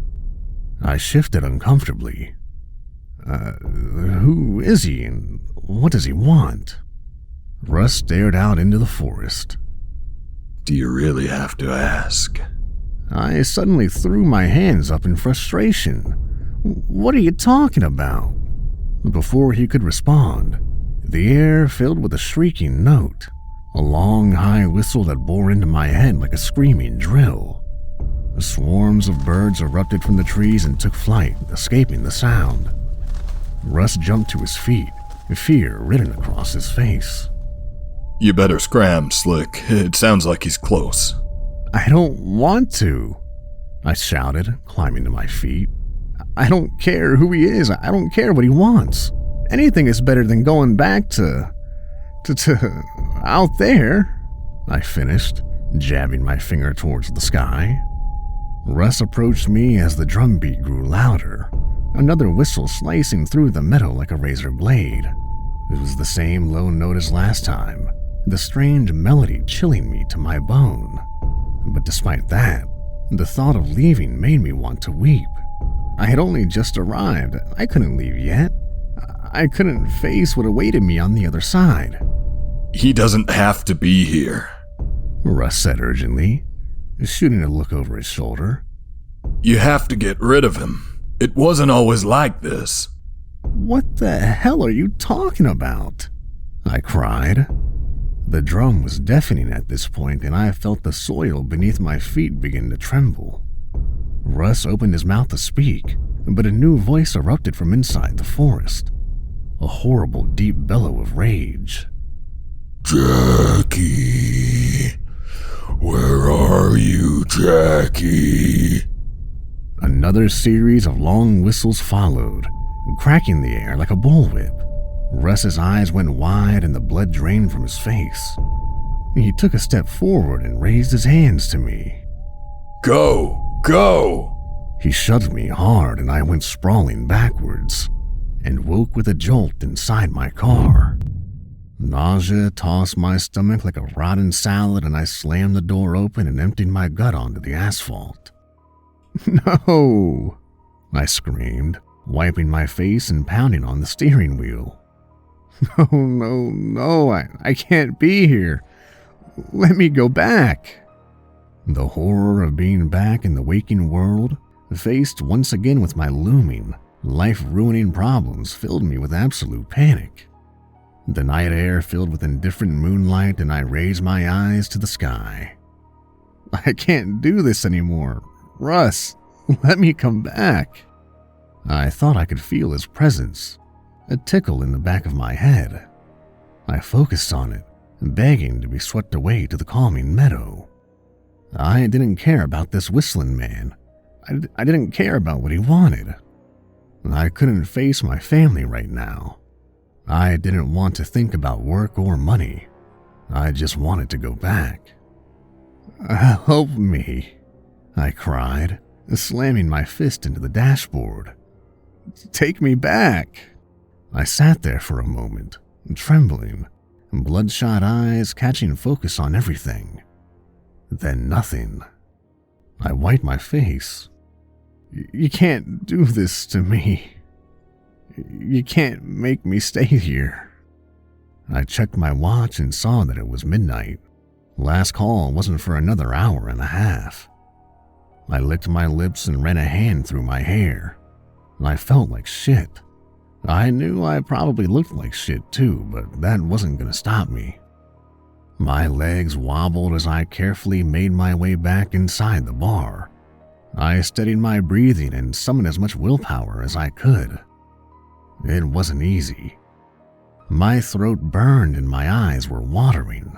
The world rocked and swayed beneath me, and I grit my teeth against it. I pushed the bar doors open and slowly made my way back to my stool. I motioned for the bartender and she returned to me, an eyebrow cocked. She told me she wasn't surprised to see me back and I told her my car wasn't working. I told her a friend was coming to give me a lift and I was just coming back in to kill some time. I spaced out my words and tried my best not to slur. I asked her if she could load me up with a beer and a shot. She chewed her lip for a moment, and I could see her thinking. My intoxicated state was apparent no matter how good an actor I thought I was. I reached into my pocket and slid her 2 20s, tipping her a wink. For taking such good care of me tonight. The money shattered any moral dispute she had been fighting against and immediately cracked the top off a beer. She filled a shot glass and placed it in front of me, telling me to behave myself. I thanked her and assured her I would. When she turned away, I slammed the shot, gasping at the sudden charge of heat. Whatever edge I had lost from vomiting returned as the rum hit my system. I snatched the beer up and sucked it down, exhaling heavily as the last drop slid onto my tongue. I felt sick, like a soaked sponge left on the counter. I stank and my already upset stomach fought against the booze. I looked around, the room tilting and swaying, and saw there were only 2 other patrons. They were over in the corner, not paying attention, and to my delight I saw them wave over the bartender. It looked like they knew her. She shot a quick look at me and then went over to him. Heart racing and consciousness blinking, I quickly leaned forward and snatched a half-full bottle of rum from the counter. I chanced to look over my shoulder and saw that my act had gone unnoticed. "You can't get rid of me," I mumbled, and tipping the bottle to my lips. "You can't make me stay here." I closed my eyes and drank. I didn't stop until everything went dark. I gasped and opened my eyes. I was on my stomach, the soft clovers tickling my face. I breathed them in and sighed, relief running through me. I got to my knees, and pulling myself up and surveyed the meadow. Something was wrong. The sun was hidden behind thick gray clouds, a blanket of dark cotton. I craned my eye and was met with nothing but silent gloom. The woods were quiet, the usual chorus of birds and bugs eerily absent. I could hear my heart hammering in my chest, a rush of blood beating in my ears. I looked to my left, scanning the tree line, and suddenly felt sick as my eyes focused on the scene before me, a deep fear sparking in my chest. The forest was ripped in half, leaving a dark corridor of splintered ruin. It looked like an immense train that exploded through the woods, obliterating everything in its path. Fractured trees and uprooted underbrush spilled out into the clearing, the remains of nature's vicious goring. "What is going on?" I whispered, voice tainted with fear. I suddenly spotted something in the pond, floating on the surface. It bobbed slightly, and as I squinted to try and make out what it was, my eyes went wide and panic foamed in my throat. "Oh, no, no, no, no," I cried, charging towards the water's edge. I splashed into the shadows at full speed, tripping and then pulling myself up. I shoved the lily pads aside and sloshed deeper, the horror before me gaining clarity. "Russ!" I screamed, reaching out for his motionless body. The water was up to my waist as I grabbed at him, pulling him from up under. He was dead weight in my arms, his head rolling against my chest as I dragged him towards the shore. Come on, I begged, gritting my teeth, heart racing, muscles groaning. His eyes were closed and he didn't move. Gasping, I finally got us onto the grass where we collapsed in a rush of weight and water.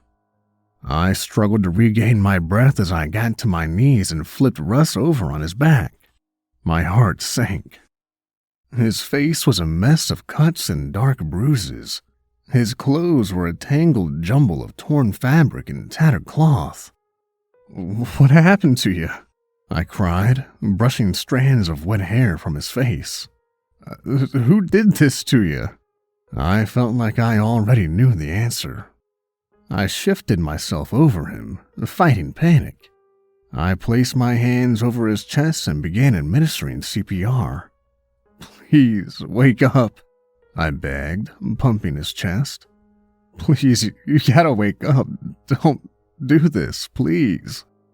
I leaned down and blew into his mouth, tears starting to leak from my eyes. I felt helpless, alone, and filled with overwhelming despair. Why did everything always have to go to shit? Why did I always end up making things worse? Why couldn't I escape the never-ending stream of misfortune? "Please," I screamed again, now beating on Russ's chest. "Please don't do this." And suddenly, in a rush of urgency, Russ's eyes snapped open and he vomited up a great gout of pond water. He coughed and sputtered, emptying his stomach as his body convulsed. I leaned back on my knees, unable to believe it. Relief swept over me as I exhaled, a cackle escaping my lips. "You're alive! Oh my God, you're alive!" I gripped Russ's shoulder as he wiped his mouth and lay on his back. Russ kept his eyes shut, and his voice terribly weak.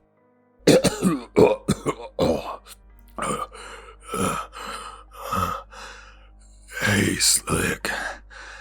You just can't seem to stay awake, can you? "What happened to you? Why is everything different?" Russ tenderly touched his beaten face before answering. He found me. He found me with you already gone. He didn't like that. "Who?" I already knew the answer. I jerked my head to the woods, the sound of the drum robbing my attention. "No, not now, please, not now." Russ sighed, broken and defeated. He's coming back to finish the job. And if you're here, he's gonna get you too. The drum was getting louder. I leaned back and grabbed Russ's arm. "What does he want? Why is he doing this?" Russ closed one eye and looked painfully at me with the other. He's not the one doing this, Jack. You are. My body went cold and I said nothing, the throat going dry. And then, a long rising whistle rose from the forest, first high, then dipping low. The notes bounced off the dark clouds and echoed across the meadow, filling me with dread. Russ tried to sit up, grasping at my arm. You can't keep doing this. You can't keep coming here like this. He's gonna kill you. My eyes lined with tears and they spilled down my face. My lips trembled and I looked down at Russ. "I'm sorry. I'm so sorry." I put my hands over my face, sobbing. "Oh, what have I done?" Jackie. Where are you, Jackie? The voice cracked through the air like a clap of thunder and my heart tripped into my ribcage, a flutter of crippling fear spreading across my chest. Another shrieking whistle, a sharp drill in my ears, boring into my skull. The ground shook beneath my feet and I suddenly heard a roar of exploding wood and crashing underbrush from the forest. The sound was distant, but approaching the meadow at a tremendous speed. "The Whistlin Man," I whispered, my breath sour on my tongue. I stood up and faced the tree line. The sweat coated my spine with cold fear and I licked my lips, a face pale and gaunt. Don't let him get you, Russ said from the ground, and tears ran down my cheeks as the cacophony of sound rose around me in a deafening crescendo. I closed my eyes as the drum and constant whistle blasted around me. I could hear trees crashing to the earth as the Whistlin Man rocketed towards me from the woods. I felt helpless and terrified, a lone man against a tsunami of power and devastation. The Whistlin Man exploded from the tree line and into the meadow. Immediately, everything went silent. My heart counted the seconds against my chest. I squeezed my eyelids shut even tighter. I suddenly felt the presence of someone standing directly in front of me, a hot breath on my face. Been looking for you, Jackie, Something said, inches away. The voice was a low rumble like thunder in the summer. I kept my eyes firmly shut.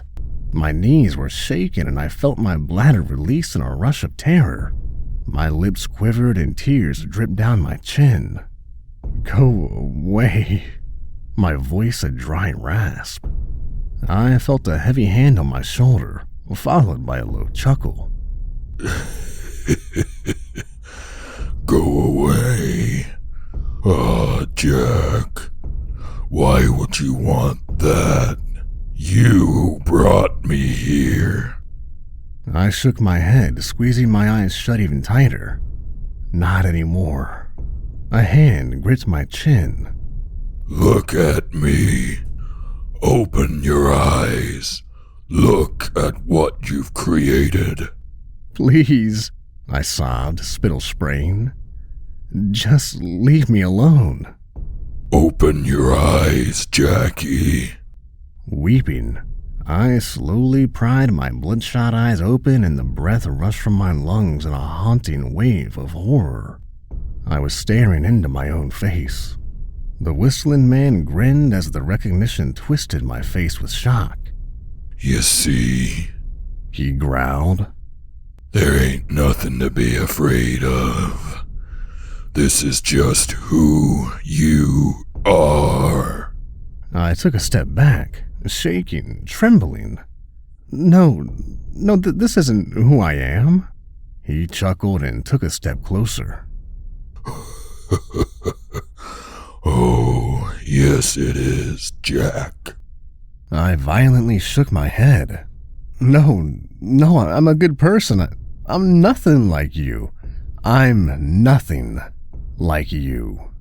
The Whistlin man suddenly stepped forward and grabbed me by the throat, his grip deadly and impossibly strong. Just leave me alone, I gurgled as his grip tightened around my throat. He leaned into me, grinning, and squeezed darkness into my vision. It's over, Jack. The stars swam around me and the world began to fade. With one last gasp, I whispered, "Please, just let me go home." Right as I was about to pass out, as blackness ate at my eyes, the iron grip around my throat was removed. I gasped and fell to my knees, the meadow rushing back into focus. Color and clarity realigned, and I coughed and sputtered, clutching my aching throat. I looked up in relieved confusion and my eyes went wide. Russ was holding the Whistlin man from behind, one arm wrapped around his throat in a chokehold. He had his other arm over the Whistlin man's face with his hand shoved inside his mouth, gripping his upper jaw with commanding strength. The sweat stood out on Russ's face, his eyes two coals of burning fire. His voice crackled like a blazing furnace. He doesn't need you anymore. Leave him alone, goddammit. The Whistlin man growled from around Russ's hand, fury shaking him. I am him. Russ's neck muscles strained as he began to pull the Whistlin man's head backwards, howling with deafening authority. Screaming with exhausted effort, Russ ripped the Whistlin man's head back between his shoulder blades in an explosion of blood and bone. Not any more.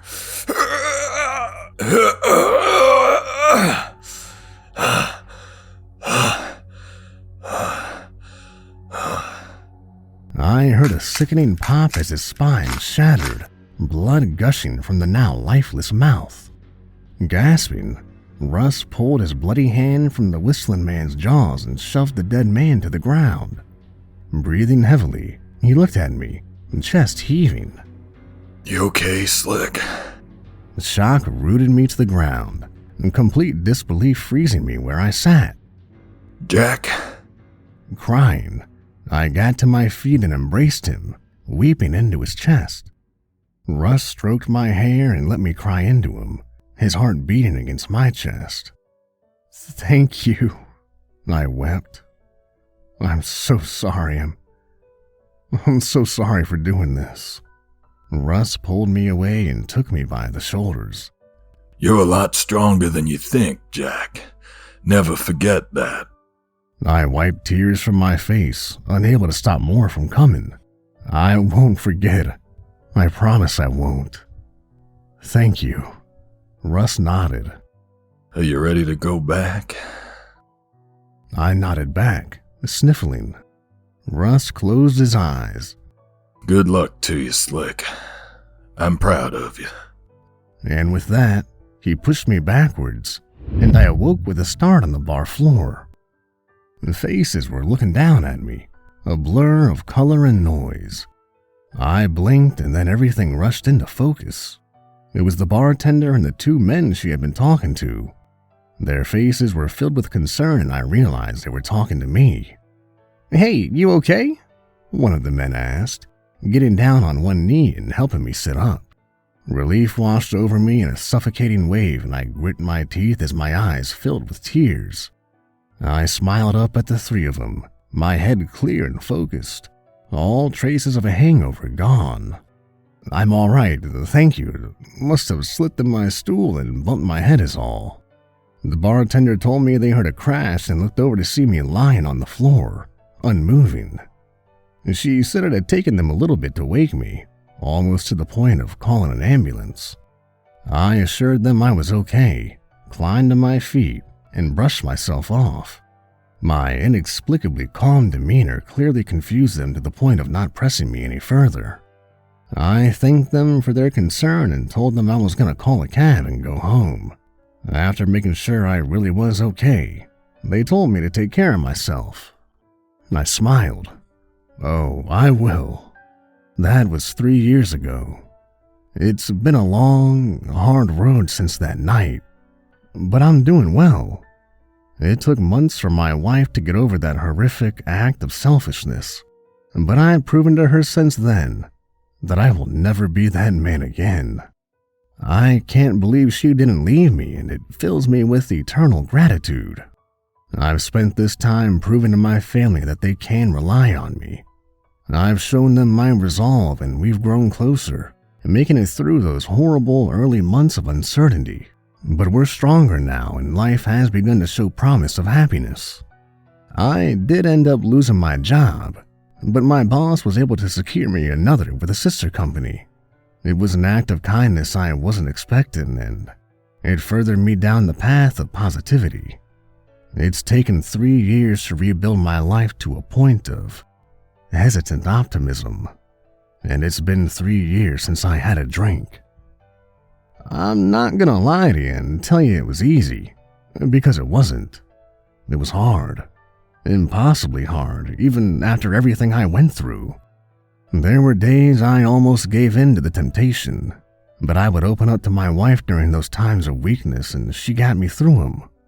She gave me hope that I could change, but I had to face what I had become first, and I will never go back to being that man.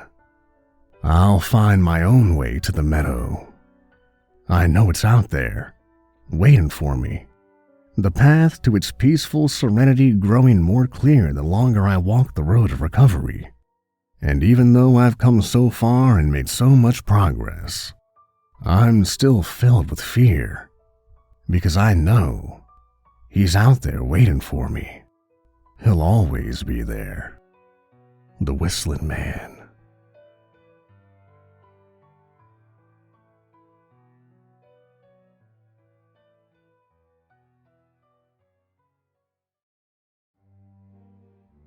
I always was a spoiled kid.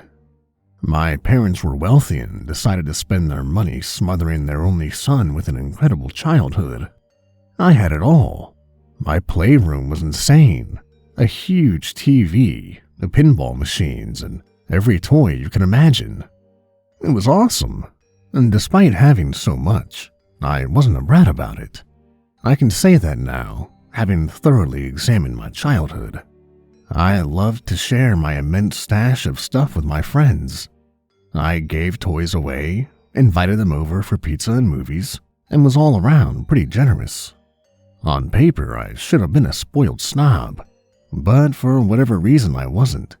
Good genes, I guess. On my 9th birthday, I had a bunch of my friends over. My dad rented a huge moon bounce for us and decorated our backyard with superhero apparel. I was going through a major phase.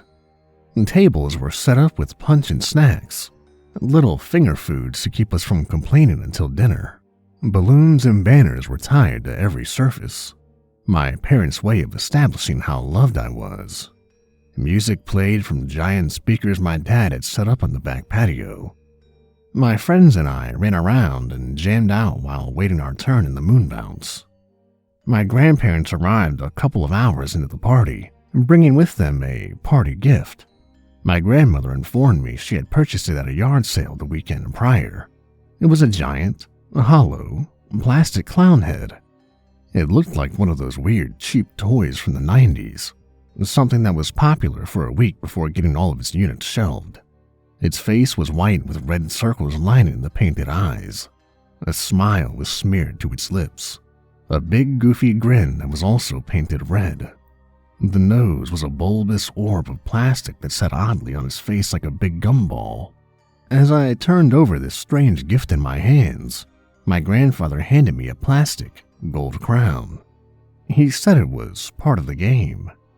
Seeing my confusion, my grandmother laughed and explained what it was. She said I was supposed to wear the clown head, while my friends attempted to sneak up and crown me. I flipped the head over and saw serrated notches lining the bald dome where the crown went. I thought it was pretty lame, but I didn't want to be rude. I dutifully slid the plastic clown head over my own, the interior hard against my temples. As it settled over me, I realized I couldn't see anything. Red light filtered through the plastic, but there was a concerning lack of eye holes. My grandfather chuckled as he watched me stumble around, hands outstretched so I wouldn't bump into anything. I asked why there were no eye holes, and he told me it'd be too easy for me to win the game. I had to rely on my ears to keep my friends at bay.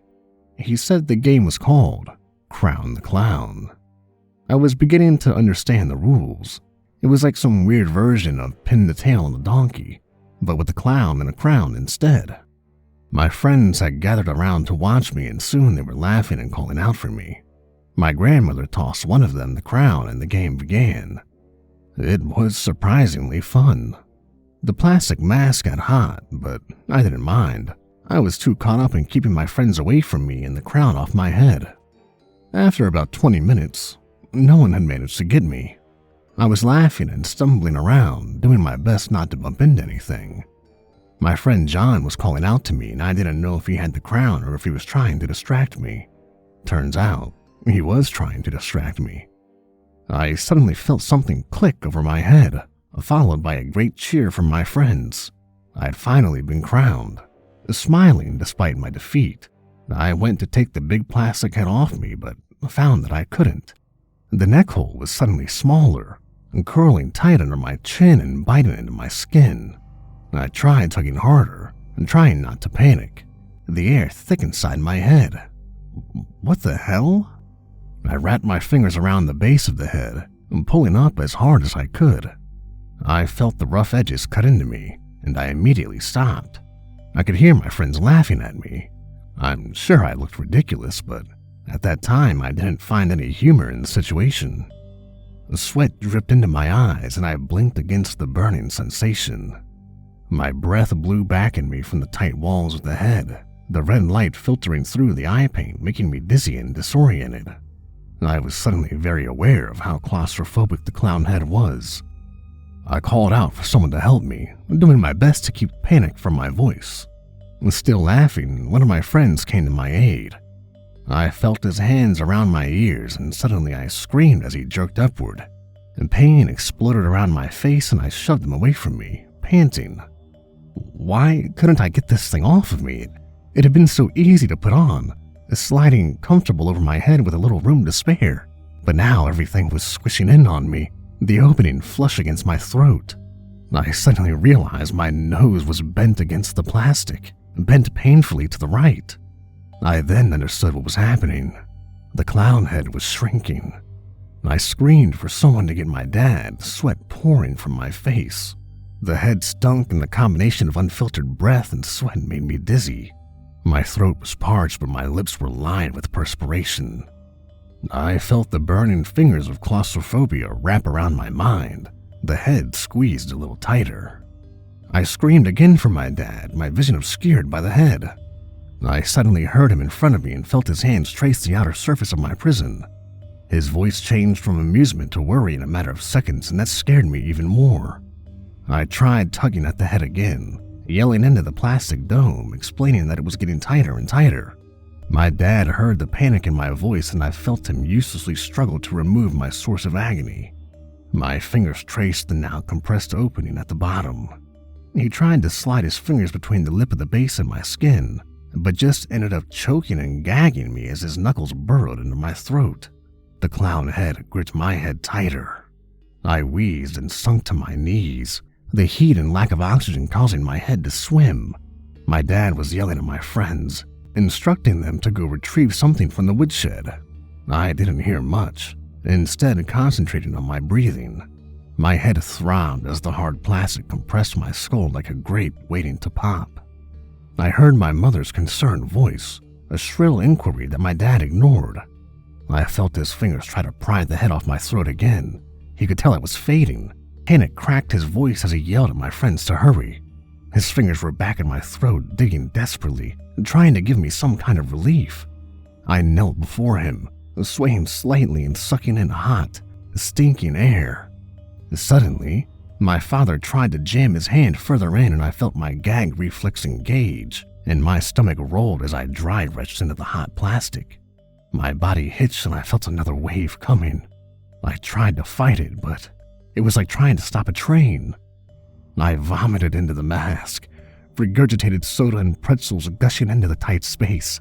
I gasped and the smell alone brought another gout rocketing from my lips. It sloshed around my face, filled my ears, the hot bile splashing against my skin with nowhere to go. It was trapped inside the head along with me, and I was drowning in it. It came to just above my nostrils, a slimy yellow line below my eyes. My father heard me gurgling inside the head and quickly laid me on my back, the vomit pouring around my ears and giving me a pocket to breathe. I gasped in the putrid air and felt the plastic tighten again, a wet, hard compress that began to fill my vision with darkness. I felt my strength begin to leave my body. My head was wrapped with an iron grip and I didn't know how much longer I'd last in his clutches. Suddenly, my friend returned with the item my father had asked for. I heard him instructing me, his voice drowned out by the puke in my ears. He slowly turned me on my side and I coughed and gagged against the slurping vomit. My nose felt like it was breaking against the walls of my prison. My ears burned and sweat coated my skin.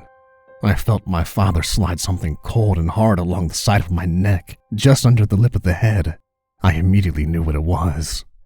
A crowbar. I grit my teeth, tears pouring from my eyes as my father apologized, his voice cracking with desperation.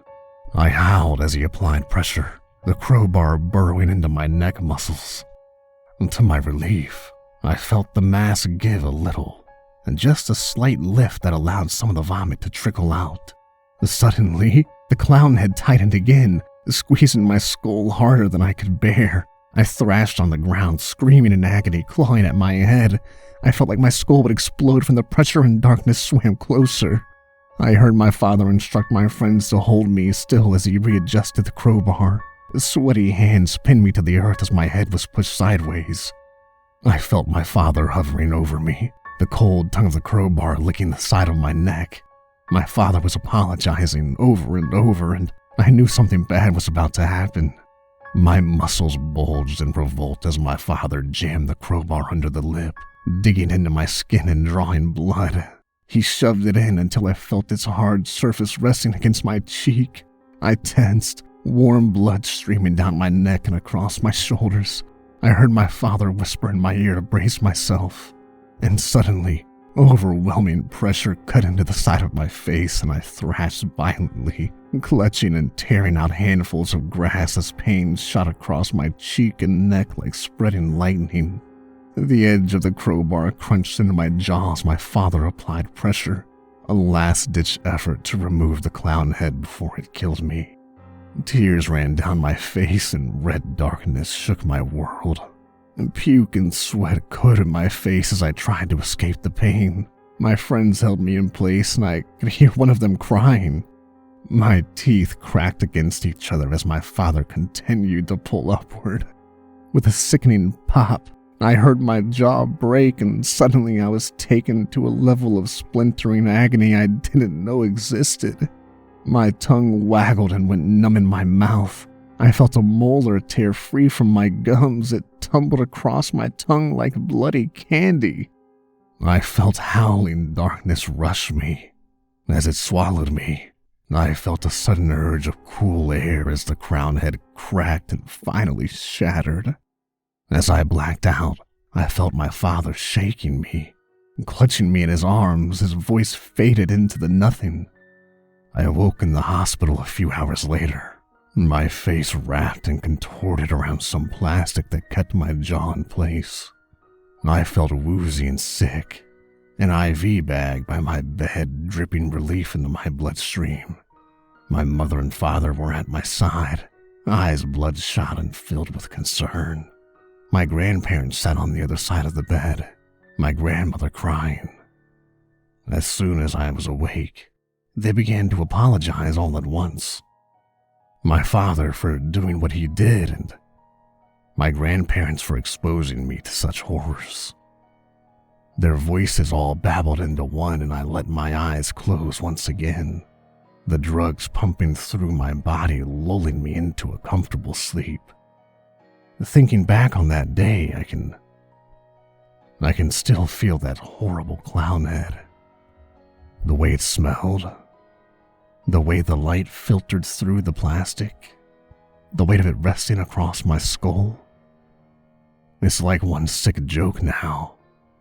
All these years later, now that I've recovered from the event, I can't help but feel disgusted amusement. Because you see, my jaw has never healed properly, and there's this twisted scar tissue lining my cheek where the crowbar cut into me. My jaw is in a constant state of crooked humor, like a painful half-smile. Combined with the scar tissue stretching from my lips, well, some would say I look kind of like a clown.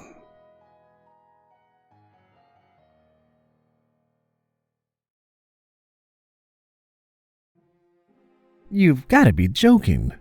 My brother Daniel looked at me like I was the dumbest kid alive. Come on, it'll be fun. Get into the Halloween spirit. He sighed, snatched the book out of my hands, and cracked it open. His eyes roved over the pages with feigned disinterest, but I knew I had him hooked. He shut the book and held it at arm's length, scanning the cover. How to Summon Satan for Beginners? Where did you even find a book like this? I shrugged my shoulders. eBay. He shook his head and let out a long, exaggerated sigh, one that was surely meant to convey his disappointment in me. Fine, I'll play along, if it'll make you happy. Just don't let Mom find out. She'll skin us both alive. He opened the book and laid it on the ground. Okay, step 1. We need the blood of a sacrificial lamb. Where are we gonna get that? He frowned and shook his head as he stared down at the page. You know what? We don't have any of this stuff. Well, we can just use Kool-Aid. That's red. It should be close enough. Good idea, said my brother. We also need the horns of a goat, the bones of a righteous man, and a scream of despair. I know about the first one. Dad has something in his medicine cabinet called horny goat weed. That'll do. And I know about the second one. We can use the dog's bone.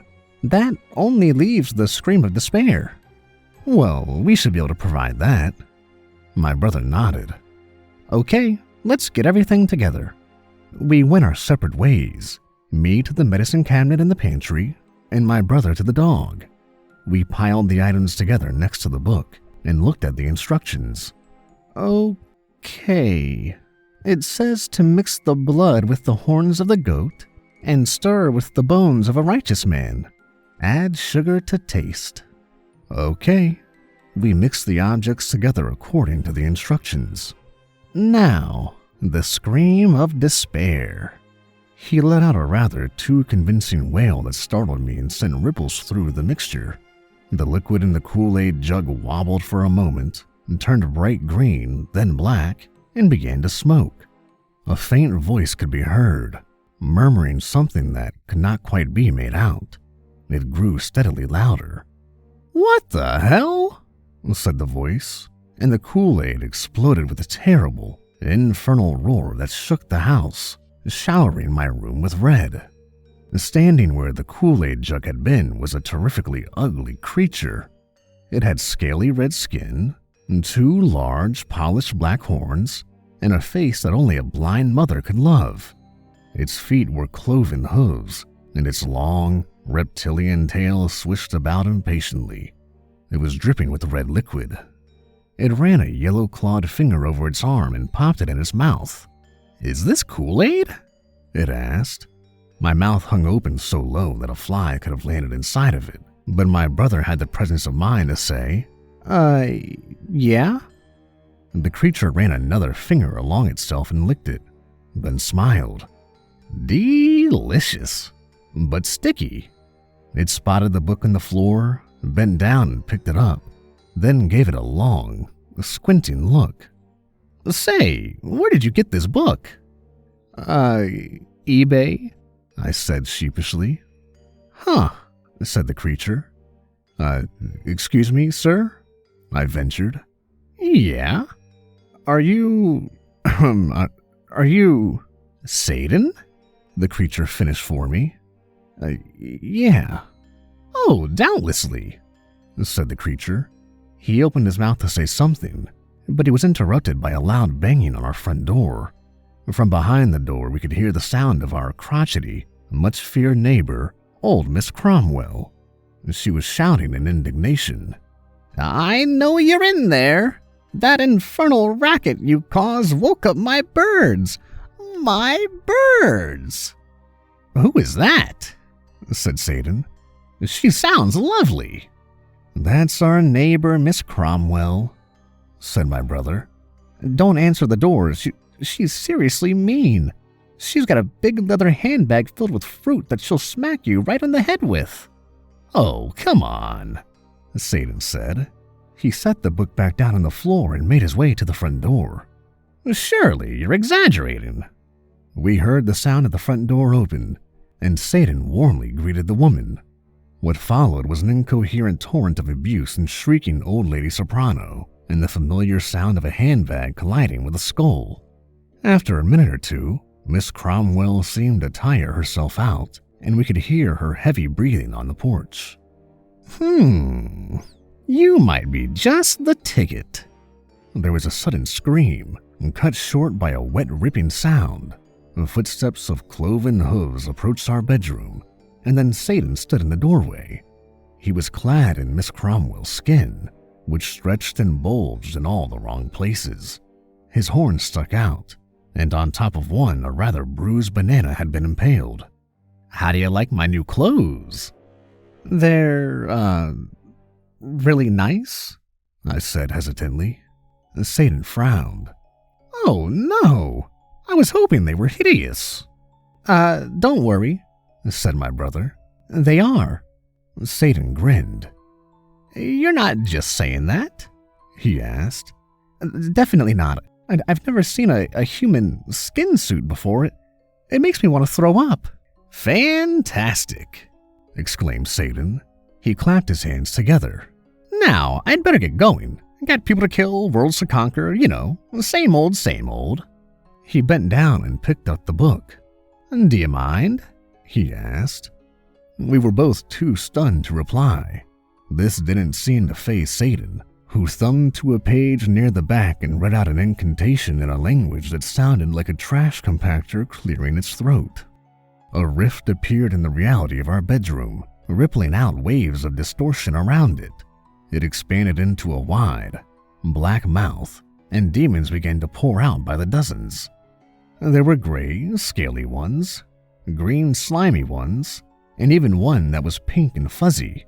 Once they had filled the room enough to be bumping shoulder to shoulder, Satan spat out a few more arcane words and the portal closed. He beamed as he eyed his work. "Fantastic! Now let's go get some more human skin suits." Thanks for listening, everybody. And if you like what I'm doing, leave a like and a comment down below, and hit that subscribe button for more Nightmares Nightly.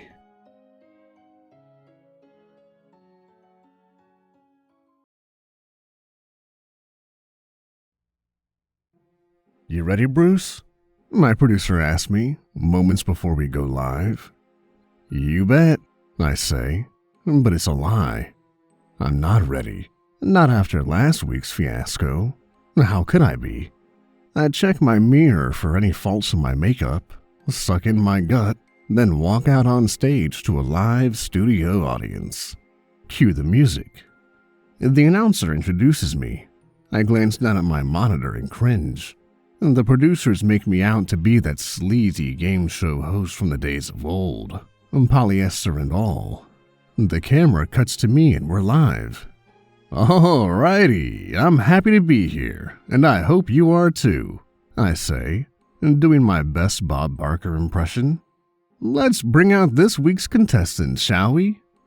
I'm looking at the camera, as if asking the folks at home. And then, cue the audience. "Let's make a deal with the devil." This contestant takes to the podium. He's a paunchy, middle-aged man, casually dressed with broad shoulders and a generous chin. The camera follows him to the podium. Meanwhile, the audience is going berserk. Cut to me. All right, knock it off," I tell the audience playfully. They hush. "And Peter McNamara, tell us a little bit about yourself, why don't you?" And cut to Peter, who's wiping his sweat-soaked forehead. Well, Bruce, back in high school, I was leading quarterback for the Mater D Monarchs. State champs 2 years running. These days, I mostly sell insurance. Divorced, no kids, plus, I'm a lifelong Chargers fan." The crowd cheers. "All right, Peter. Are you ready to make a deal with the devil?" He was. "Great. Then let's bring out Damien, shall we?" Cue the creepy music. Damien appears out of nowhere and is standing next to Peter. "Tell me, Peter, do you know the rules?" Peter nods nervously, all the while glancing at the extremely tall man who appeared out of nowhere and is now standing next to him, wearing an outlandish devil suit.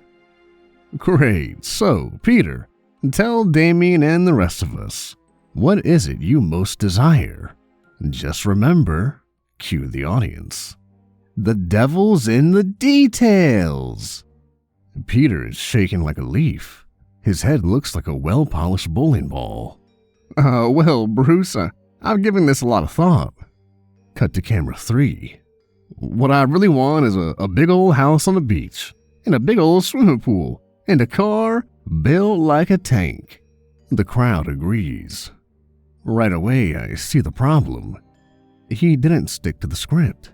What's this built like a tank nonsense? Where did that come from? Before each show, I sit down with the contestant and tell them how this works. I tell them exactly what to say, when to say it, and more important, what not to say. But the contestants always make a mistake, every week. One that ultimately costs them their lives, much to the fervor of the audience. Cut back to me.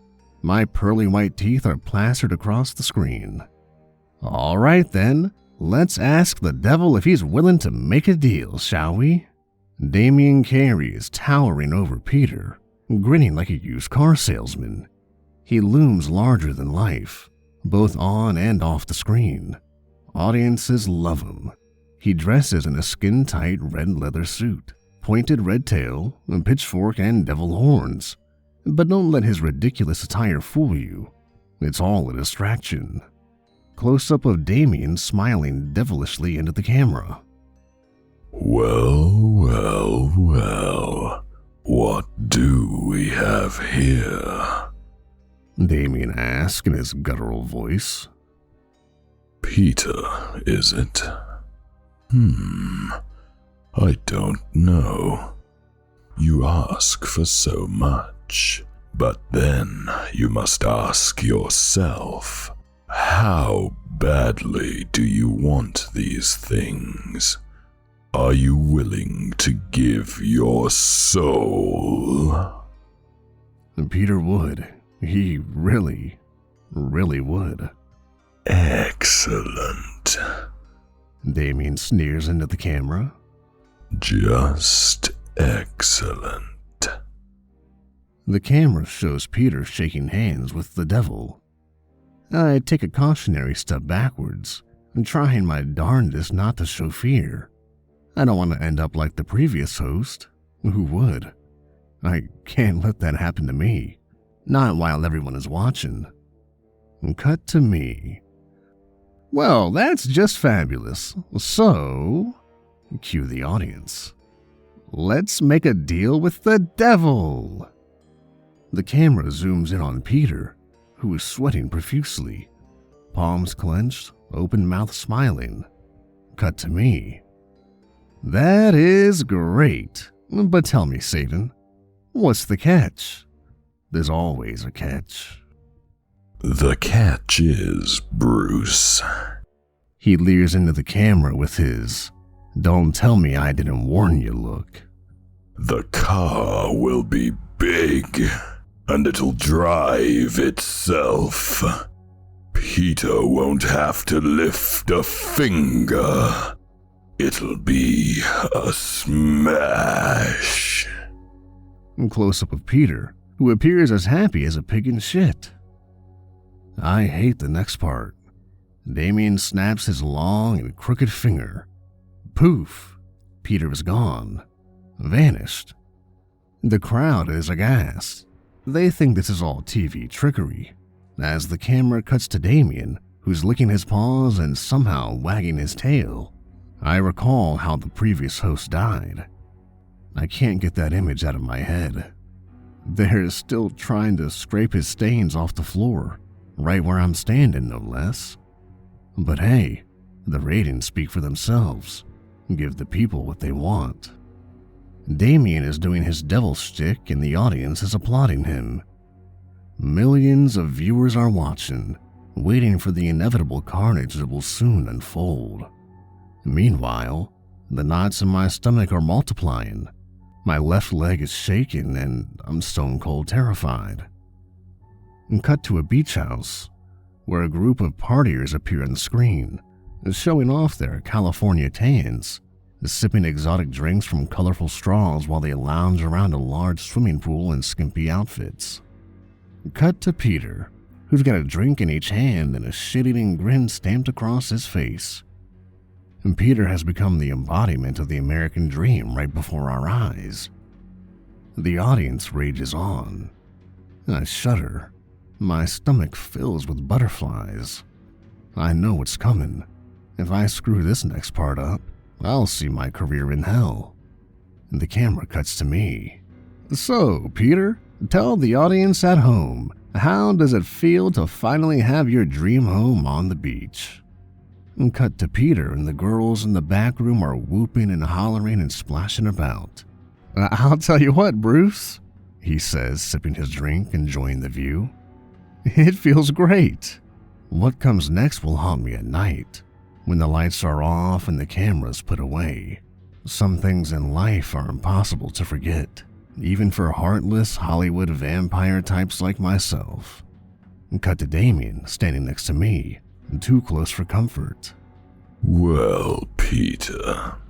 His voice sardonic and cruel. I can see you like the swimming pool. You do like the swimming pool, don't you? The screen shows Peter grinning ear to ear. Good.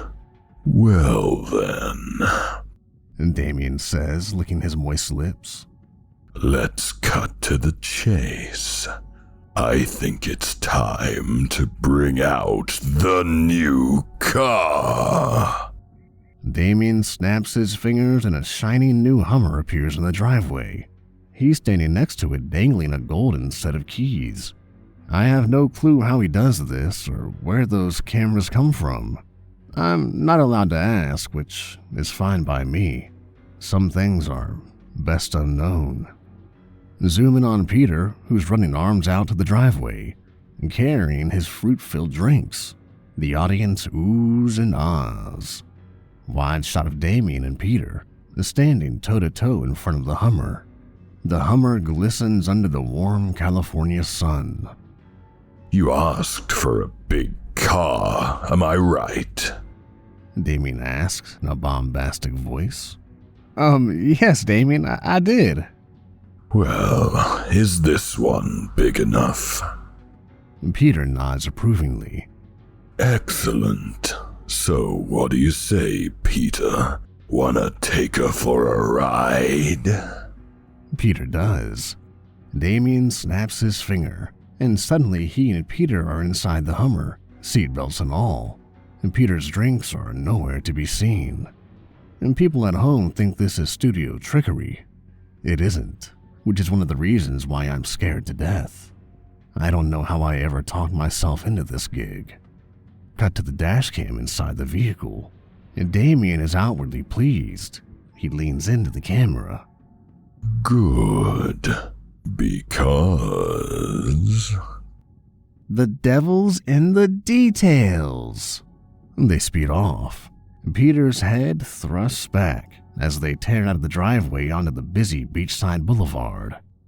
Damien is smiling, stone-cold murder searing in his eyes. My hatred for this madman is only outmatched by my fear of him.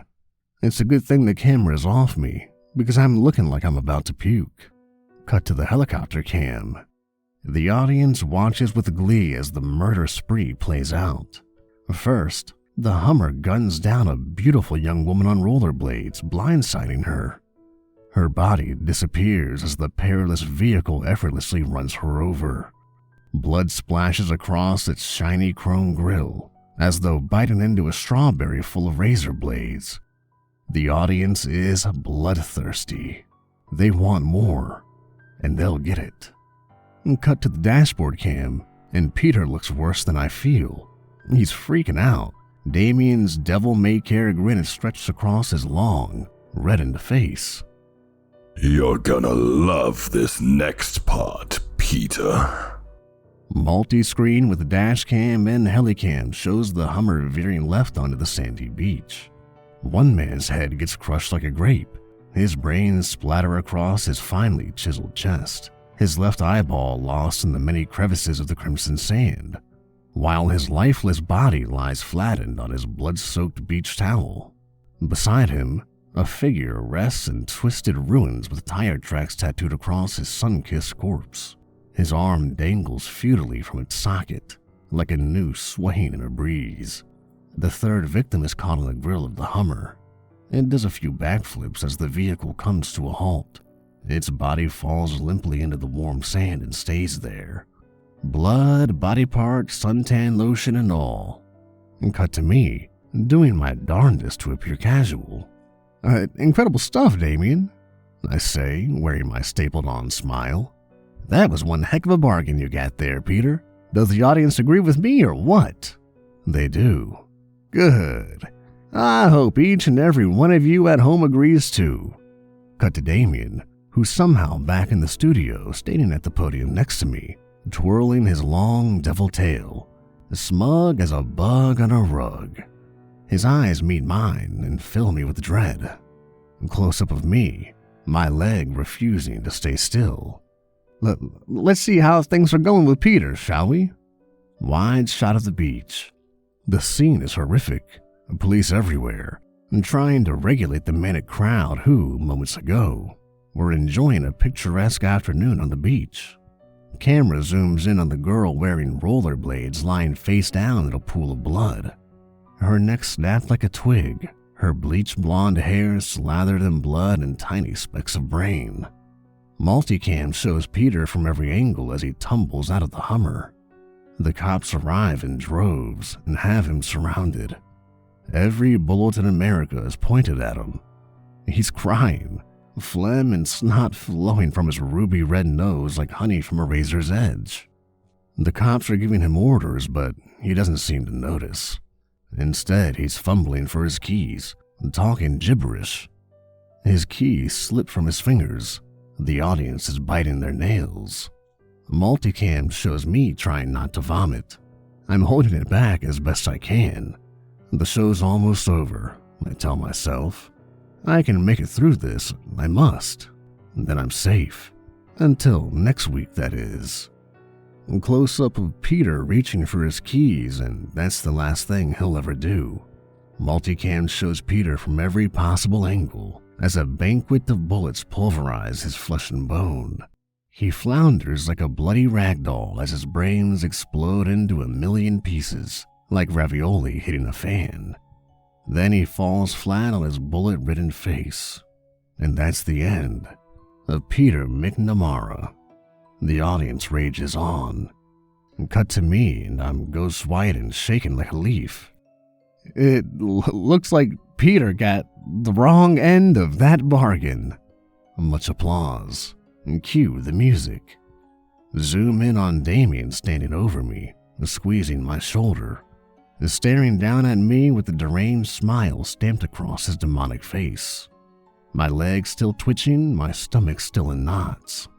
Well, folks, I say, with as much bravado as I can muster, be sure to tune in next week and try to have yourself a good night. I look forward to seeing you again next week on Let's Make a Deal with the Devil.